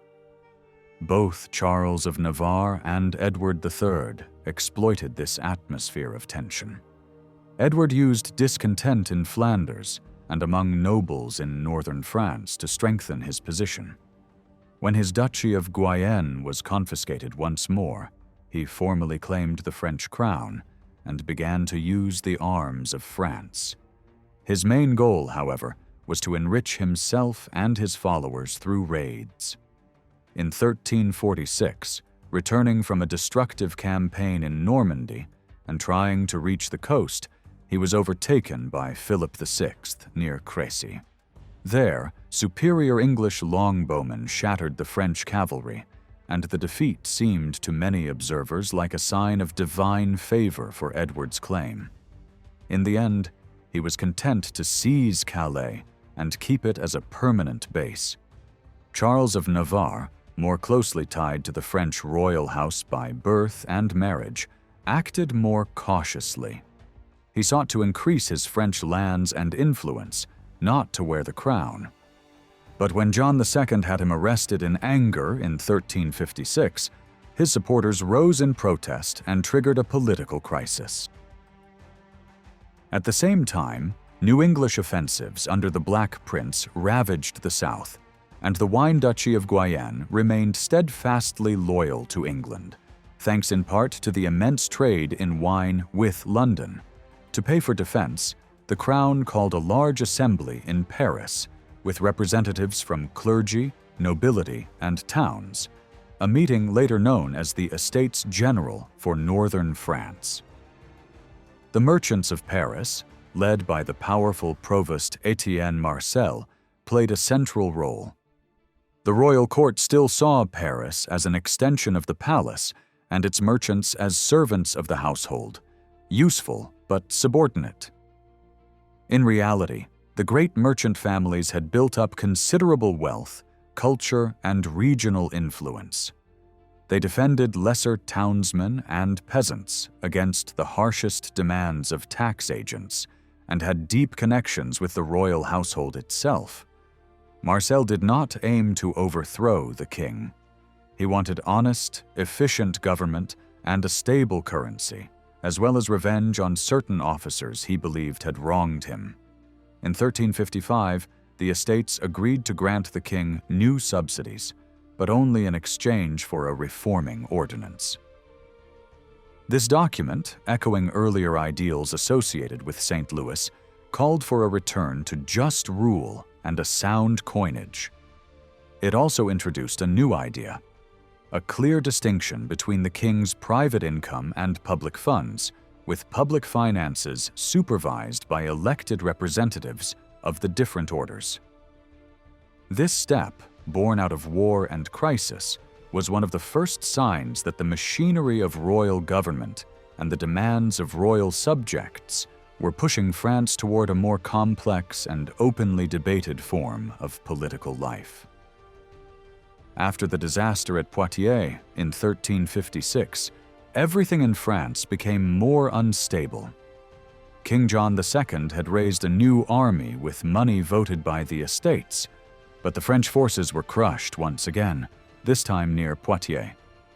The king himself was taken prisoner, even though he fought bravely and personally led the charge. Most people did not blame him. They saw him as unlucky and pitied him in his captivity. They were ready to accept new taxes to pay his ransom. Their anger turned instead against the nobility. In their eyes, the nobles had boasted of their courage and honor, yet twice failed to protect the king and the kingdom. If they could not defend anyone, their pride, privileges, and old authority in the law courts became unbearable to ordinary people. The long-standing agreement that had supported the Lord's power for centuries suddenly broke down. At the same time, defeated soldiers and unpaid mercenaries spread across the country, especially in regions like Normandy, Berry, Touraine, Poitou, the Auvergne, and the Île-de-France. Walled towns could still resist them, but open countryside lay at their mercy. Peasants, driven to desperation, grabbed axes, forks, and clubs to defend themselves, and sometimes attacked nearby manors and smaller castles out of rage and fear. The need for reform in government had never been so obvious. In Paris, supporters of change saw their chance. The king was a prisoner in England, and his heir, the Dauphin Charles, was only 18, sickly and deeply respectful of his absent father. The estates of northern France freed Charles of Navarre from prison and set up a council of 28 members to replace the bad advisors blamed for the defeat. For much of 1357, there was a struggle between two centers of power. On one side stood the royal household and its servants, still defending the old model of personal authority, supported by the estates of southern France, and by the emperor, who was the Dauphin's uncle and formal guardian. On the other stood the representatives of clergy, nobility, and towns from the north. Among the nobles close to the royal family, there were many who sincerely wanted reform for the common good, and many of them favored Charles of Navarre, who tried to use the chaos to build his own principality in Normandy and Champagne, even negotiating secretly with the English. But the unsettled conditions pushed each region to look after its own interests.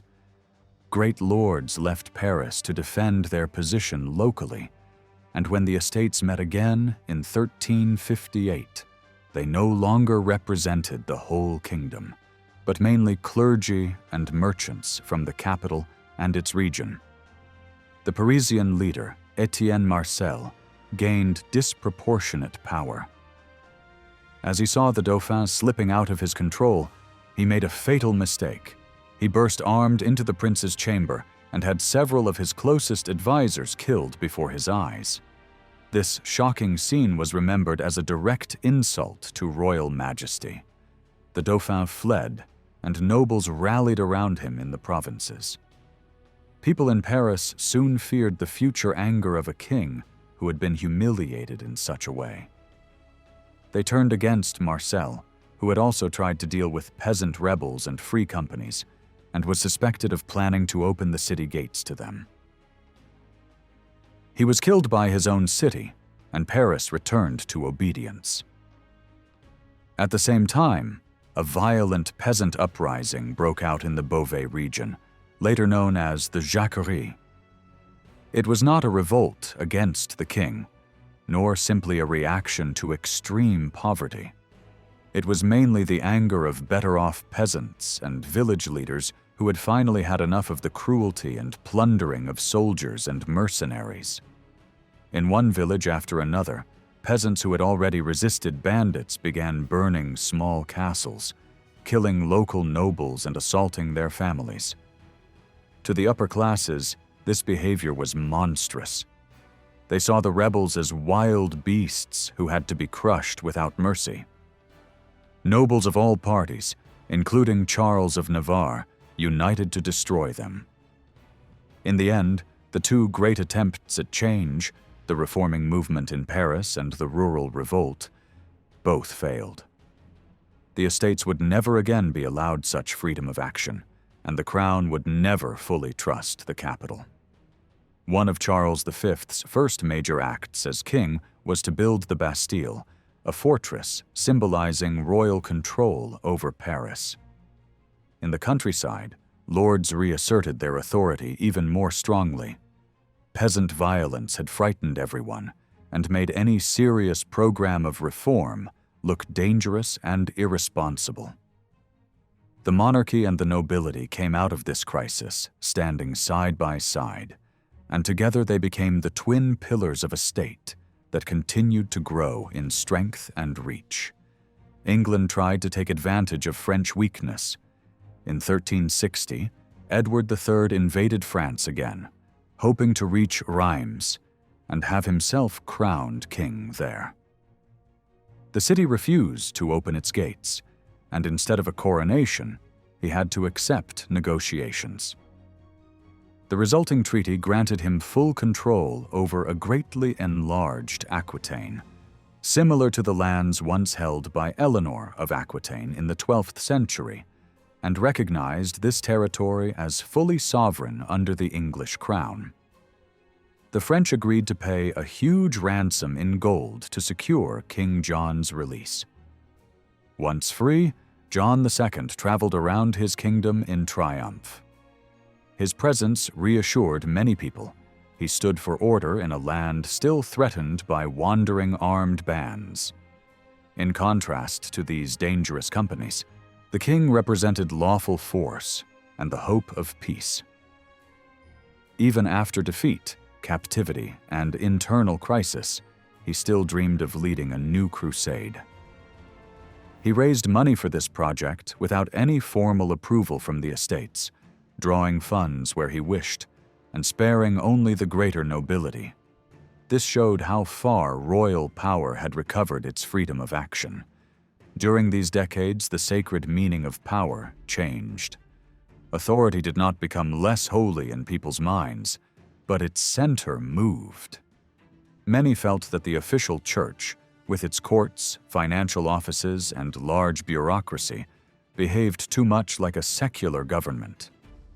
The papacy's long residence at Avignon and the later split between rival popes weakened confidence in its spiritual leadership. After the division in the church was finally healed in 1417, the pope still had to negotiate with kings and accept that each kingdom would defend its own church's rights. Ordinary believers wanted reform, but they no longer believed that the institution itself could be fully purified. Priests were still needed to preach and administer the sacraments, yet lay people increasingly built their own personal forms of devotion. Preaching, religious plays, songs, and the activities of confraternities had educated them in faith. Many cultivated an inner religion based on charity, silent prayer, private acts of self-denial, and simple images of Christ and the saints kept in homes or worn on the body. The spread of paper and later printing would make such images and texts more widely available. At the same time, there grew a gulf between the refined spiritual life of the educated and the simpler faith of the common people. They no longer understood one another clearly, and the official church often seemed cut off from the deepest religious experiences of the laity. A similar shift took place in attitudes toward the monarchy. Learned writers worked to define the nature of royal power, not only by using the Bible and the writings of church fathers, but also by drawing on classical authors like Aristotle. They continued to say that the king ruled by God's will, but they added that he must also respect reason and the natural order of things if he wished to govern well. These ideas spread only slowly, but broader images of what a good king should be took shape in people's minds at every social level. The crown could no longer ignore public expectations. If the king seemed too lenient toward serious criminals, many subjects were outraged because they had a very sharp sense of right and wrong. The monarchy had to explain its decisions more clearly, justify its demands, and speak more often to the people. It used speeches, official documents, and short political texts to present its view of events. At the same time, Royal power made full use of ceremony, art, and spectacle. Palaces became major centers of artistic creation, sometimes overshadowing cathedrals. Statues and paintings showed the king as a wise and merciful ruler surrounded by trusted advisors. In law courts like the Paris Parlement, where important judgments were given, the king's presence was framed by rich decoration designed to highlight his authority. When he traveled through his lands, towns received him with formal rituals. Outside the gates, officials offered him the keys of the city, and he returned them as a sign that he would protect their rights. Under a canopy similar to that used for the Blessed Sacrament, he passed along streets lined with temporary stages. On each platform, citizens had prepared scenes and symbols illustrating good government and justice. The king was required to stop and watch these performances, which reminded him of his duties and of the unwritten contract that bound him to his subjects. In this way, public ceremony, popular imagination, and royal power were woven together into a new, shared vision of what kingship should be. In the later Middle Ages, many attitudes that had once been directed mainly toward God now began to turn towards the king. Ordinary people admired him not only as a ruler, but almost as a sacred figure on earth, stable and unchanging in a world full of danger.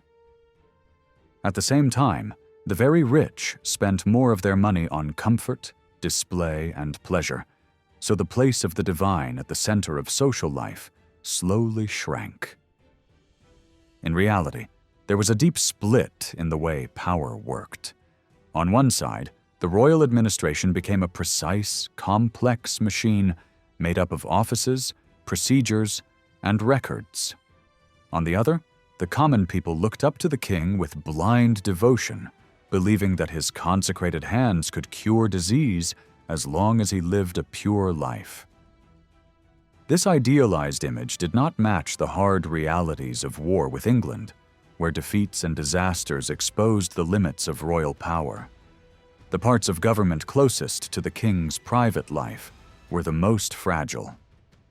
Many of these domestic offices did not survive the crises of the 14th century, while the practical side of government, which carried out decisions across the kingdom, grew stronger and more flexible.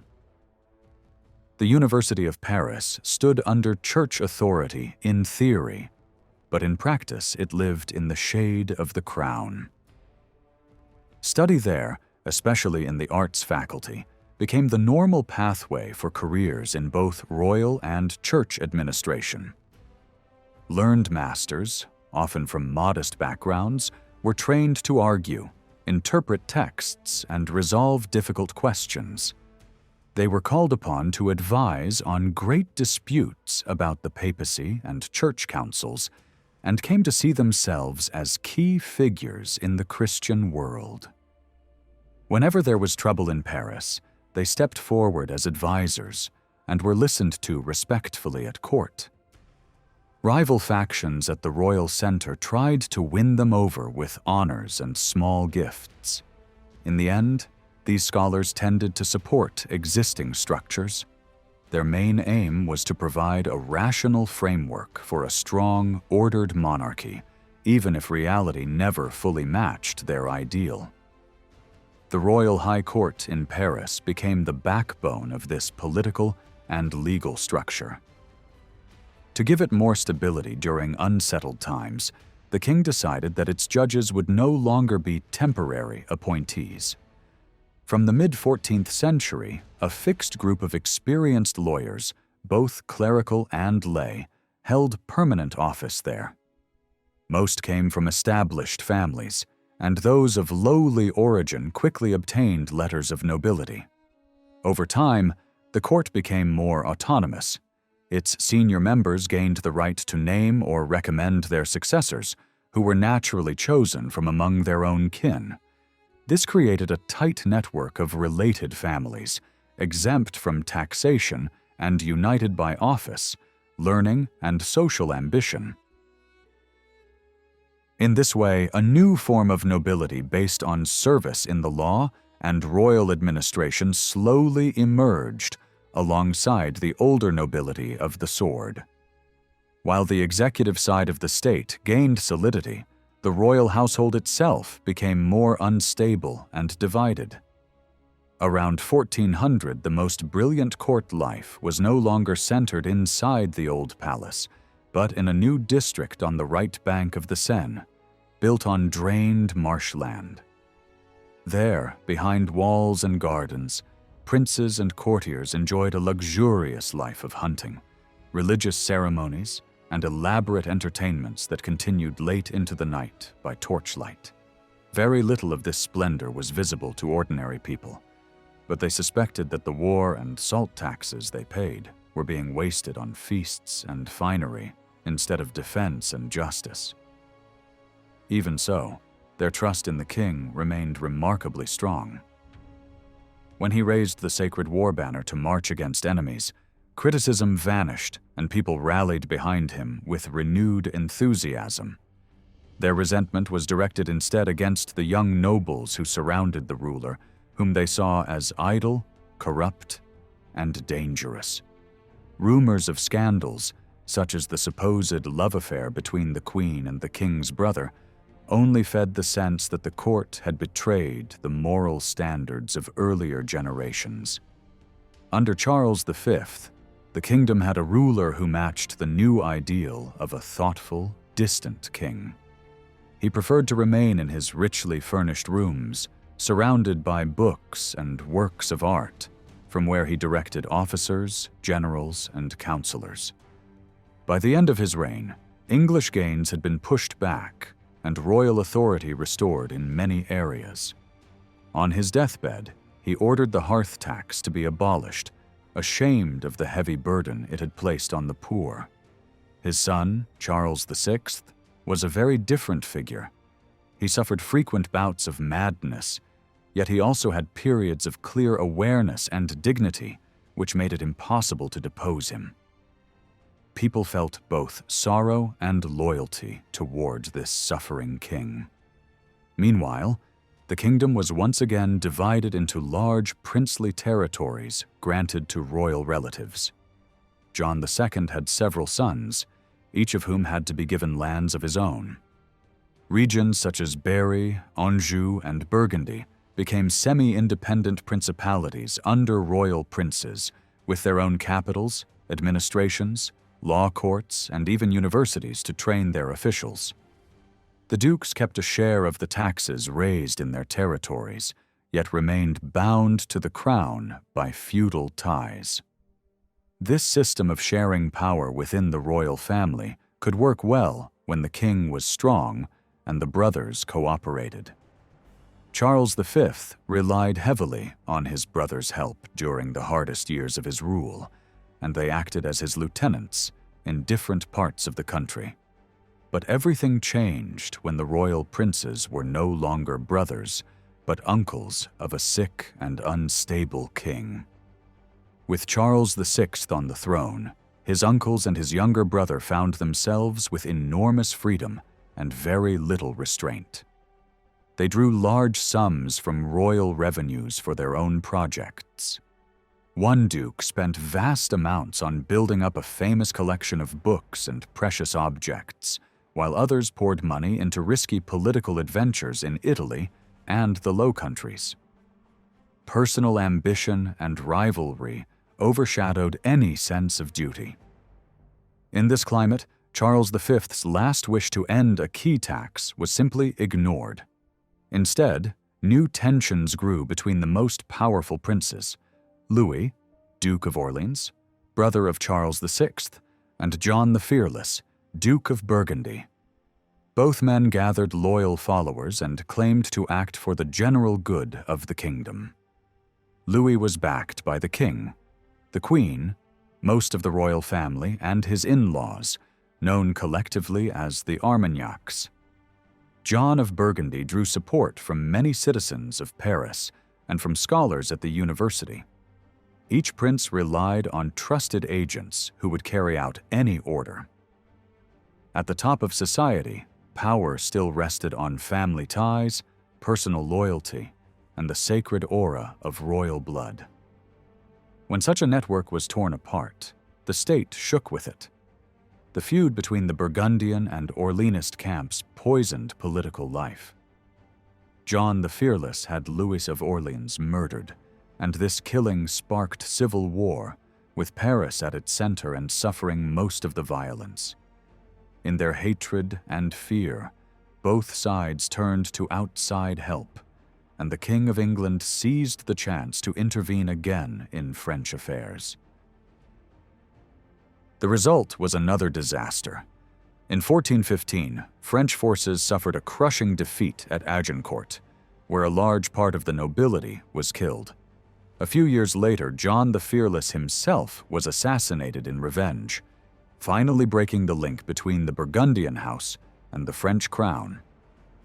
Burgundy openly aligned itself with England. In 1420, the royal government, dominated by the Burgundian party, signed a treaty with the English king. The Mad King Charles VI was placed under English control, his daughter married to Henry V, and the rightful heir, the Dauphin Charles, was declared disinherited and a criminal. 2 years later, both Henry V and Charles VI died. In 1422, at the Royal Burial Church of Saint-Denis, among the tombs of French kings and surrounded by symbols of long-established monarchy, heralds proclaimed the infant Henry VI king of both England and France. For many, this moment seemed to mark the collapse of everything the Capetian and Valois kings had built over centuries, even though resistance would eventually reverse the outcome. When Joan of Arc appeared, many people in France believed that everything was already lost. The English and their allies seemed too strong, the royal family was divided, and trust in normal politics was very low. In this atmosphere, the idea that God might intervene directly through a young village girl did not seem impossible. For late medieval people, visions, voices, and miracles were part of everyday thinking. If we want to understand Joan, we have to remember that the boundary between religion, magic, and politics was very thin in their minds. The records of her examinations, her trial, and later rehabilitation show us clearly how people of that time thought about God, the devil, and royal authority. Joan came from a world where groups of poor or humble people sometimes set out claiming a divine mission to restore justice when rulers seemed absent or powerless. In earlier years, bands of shepherds, children, and laborers had already marched under religious slogans, convinced that heaven had chosen them to repair the world.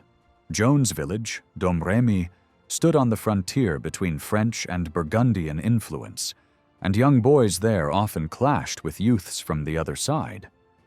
Her family were not destitute peasants. They owned land, had some influence in the village, and belonged to the layer of rural society that could easily become politically active. Joan grew up in a deeply religious environment shaped by her mother, the local priest, and wandering preachers. At the same time, she took part in local customs around sacred trees and places where Christian and older folk traditions mixed. She was known as an unusually devout girl, with special devotion to the Virgin Mary, the name of Jesus, the angels, and popular saints, especially Michael, Catherine, and Margaret. Around the age of 13, in the middle of the physical and emotional turmoil of adolescence, she began to hear voices while guarding animals in the fields. She believed these voices came from heaven, and under their influence, she made a vow to remain a virgin and to follow only God's will, even if this meant defying her parents and breaking an arranged marriage. Soon, rumors spread that a girl from the borderlands of Lorraine was destined to save the kingdom that, people said, had been ruined by a wicked queen. According to her own account, the voices gradually gave her a clear task. She was to go to the heir of France, gather support, and help drive the English back to their own island. Despite her father's anger, an uncle agreed to escort her to the captain of the nearby fortress, Robert of Baudricourt. She demanded safe conduct and an armed escort to the Dauphin. After initial resistance, he finally allowed her to go. Dressed in male clothing for safety and riding on horseback with a small escort, she traveled to Chinon, where the Dauphin Charles had his court. There she addressed him as the rightful heir. She told him that his blood made him the true king, but that he would only become king in God's eyes after a proper anointing in Reims. Through her, a very old popular idea of kingship reappeared. A king is chosen by God, not by treaties, fear, or foreign armies. Charles and his advisors were cautious but desperate. They saw that she might offer a last chance, yet they also feared fraud, madness, or demonic trickery. They therefore decided to test her both with prayer and with reason. She was sent to Poitiers, where theologians examined her beliefs, her conduct, and her way of life. She lived for a time with respectable women who reported that she was modest, hard-working, and chaste.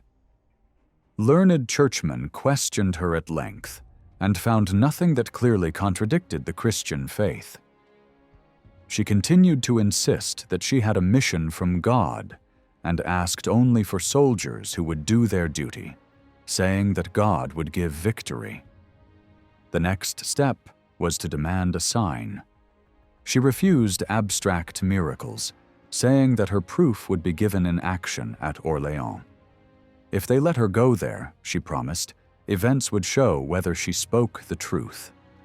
In the spring of 1429, Orléans, a key stronghold on the Loire and a symbol of Capetian and Armagnac power, was under heavy siege and close to falling.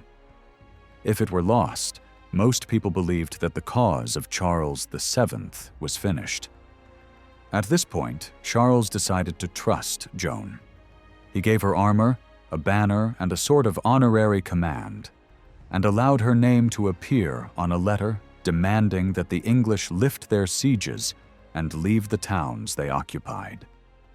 She managed to enter Orléans with a small force. Against all expectations, the besieging army withdrew after a series of actions in which Joan played a visible and inspiring role. The relief of Orléans on the 8th of May, 1429, seemed to the people of that time like a clear sign that God favored the French side.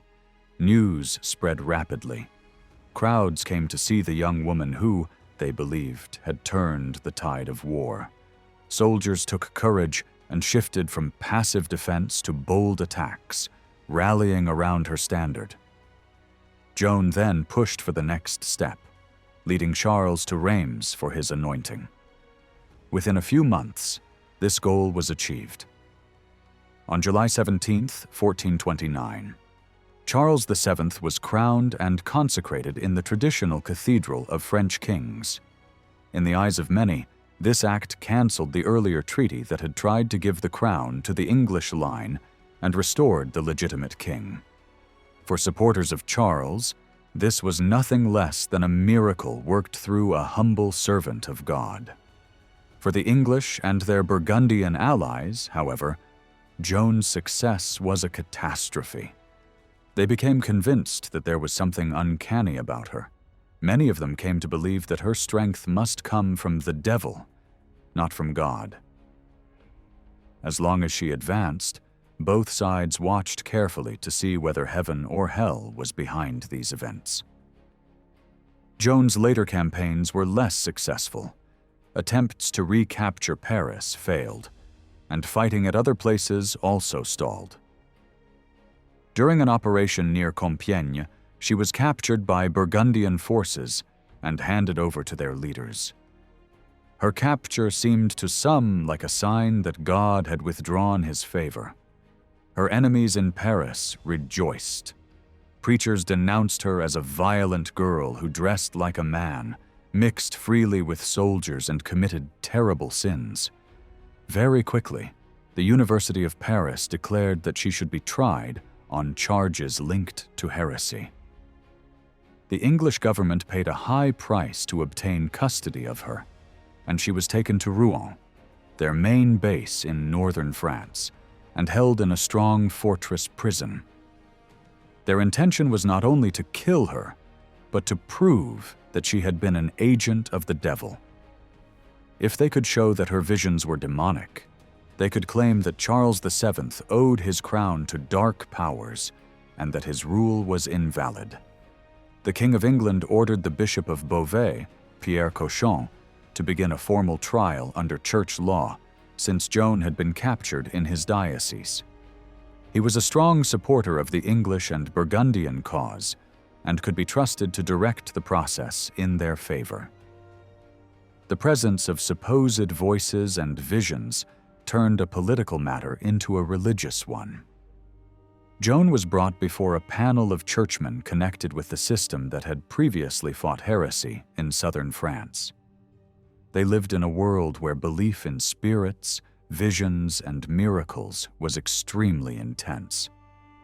Learned theologians, proud of their logic, still had a deep fear of the devil and were convinced that he could deceive even pious people. Their task, as they saw it, was to separate true inspiration from diabolical illusion. They questioned Joan again and again, trying to trap her in contradictions or force her to admit that the voices might be evil. They did not use physical torture, but they used pressure, deception, and threats. Joan was not only a peasant girl by this stage. She had moved in royal circles, spoken with princes and commanders, and become a powerful symbol for ordinary people. Many commoners loved her and saw her as their champion. Some clergy in Rouen also believed in her innocence. The judges therefore stood in a difficult position. They feared her supposed magical strength if she was truly a witch, but they also feared the moral weight of condemning an innocent servant of God. Alongside accusations of sorcery and contact with evil spirits, they charged her with rebellion against the church on earth. She refused to submit fully to the authority of her judges, insisting that she answered first to God and to the heavenly church. This was especially serious in a period still recovering from the great split inside Western Christianity. To the minds of her accusers, her refusal to bend to church authorities proved that she was in error. For a time, Joan held firm, answering with courage, skill, and sometimes wit. Eventually, worn down, deprived of communion, and living in harsh conditions, she signed a brief statement saying she would obey the church and give up wearing men's clothes. Soon after, she went back on this promise, resumed her male dress, and once more insisted that her voices came from God. This return to her previous position removed any doubts her judges still had. They condemned her as obstinate in her supposed errors, cut her off from the Christian community, and handed her over to the secular authorities, who had been waiting for this moment. The local royal officer in Rouen had her burned in the market square on the 30th of May, 1431. To her enemies, this execution ended a dangerous spell over France and destroyed a symbol of resistance. To many others, both then and later, Joan died as a martyr for the true King of France, faithful to what she believed was God's command, even in the face of fire. Joan of Arc left a lasting mark on France because she expressed, more clearly than anyone of her time, the belief that true kingship could only exist under God's direct guidance. Her short appearance on the political stage had an enormous effect. Even though she died, Her intervention changed the direction of the war in a way that seemed miraculous to her contemporaries. She restored hope at a moment when despair had settled deeply across the kingdom. The movement she inspired continued for years and eventually led to the full liberation of France from English rule. Because the South had suffered less from occupation and remained loyal, Charles VII finally secured his position as king. He became a symbol of calm leadership, choosing to rebuild the realm with careful judgment rather than harsh central control. He respected the different customs and regional institutions that had formed in earlier decades and used this variety as a foundation for a stable state. Within this framework, the crown managed the distribution of privileges among loyal towns, guilds, and servants of the king. In 1449, after French forces regained Rouen, Charles VII ordered a complete investigation into Joan's trial. He needed the world to understand that his authority did not come from any form of sorcery. The Pope was hesitant, fearing renewed attention on a woman who had challenged official church structures, and he tried to keep the university away from the matter. But a determined cardinal from Normandy pushed the process forward, forcing the royal court to act. A new tribunal was finally created in 1455. Investigations were carried out in her home region, in Orléans, and then in Rouen and Paris. Many of the key figures from the original trial were dead, and few people wished to revisit painful memories. Witnesses were asked only to affirm that Joan could not be considered a heretic or a rebel against the faith. They avoided discussing her voices or the source of her guidance. One surviving judge had previously suggested that her visions may have come from natural causes rather than divine ones, but no one wanted to reopen that debate. Lawyers instead focused on faults in the original procedure.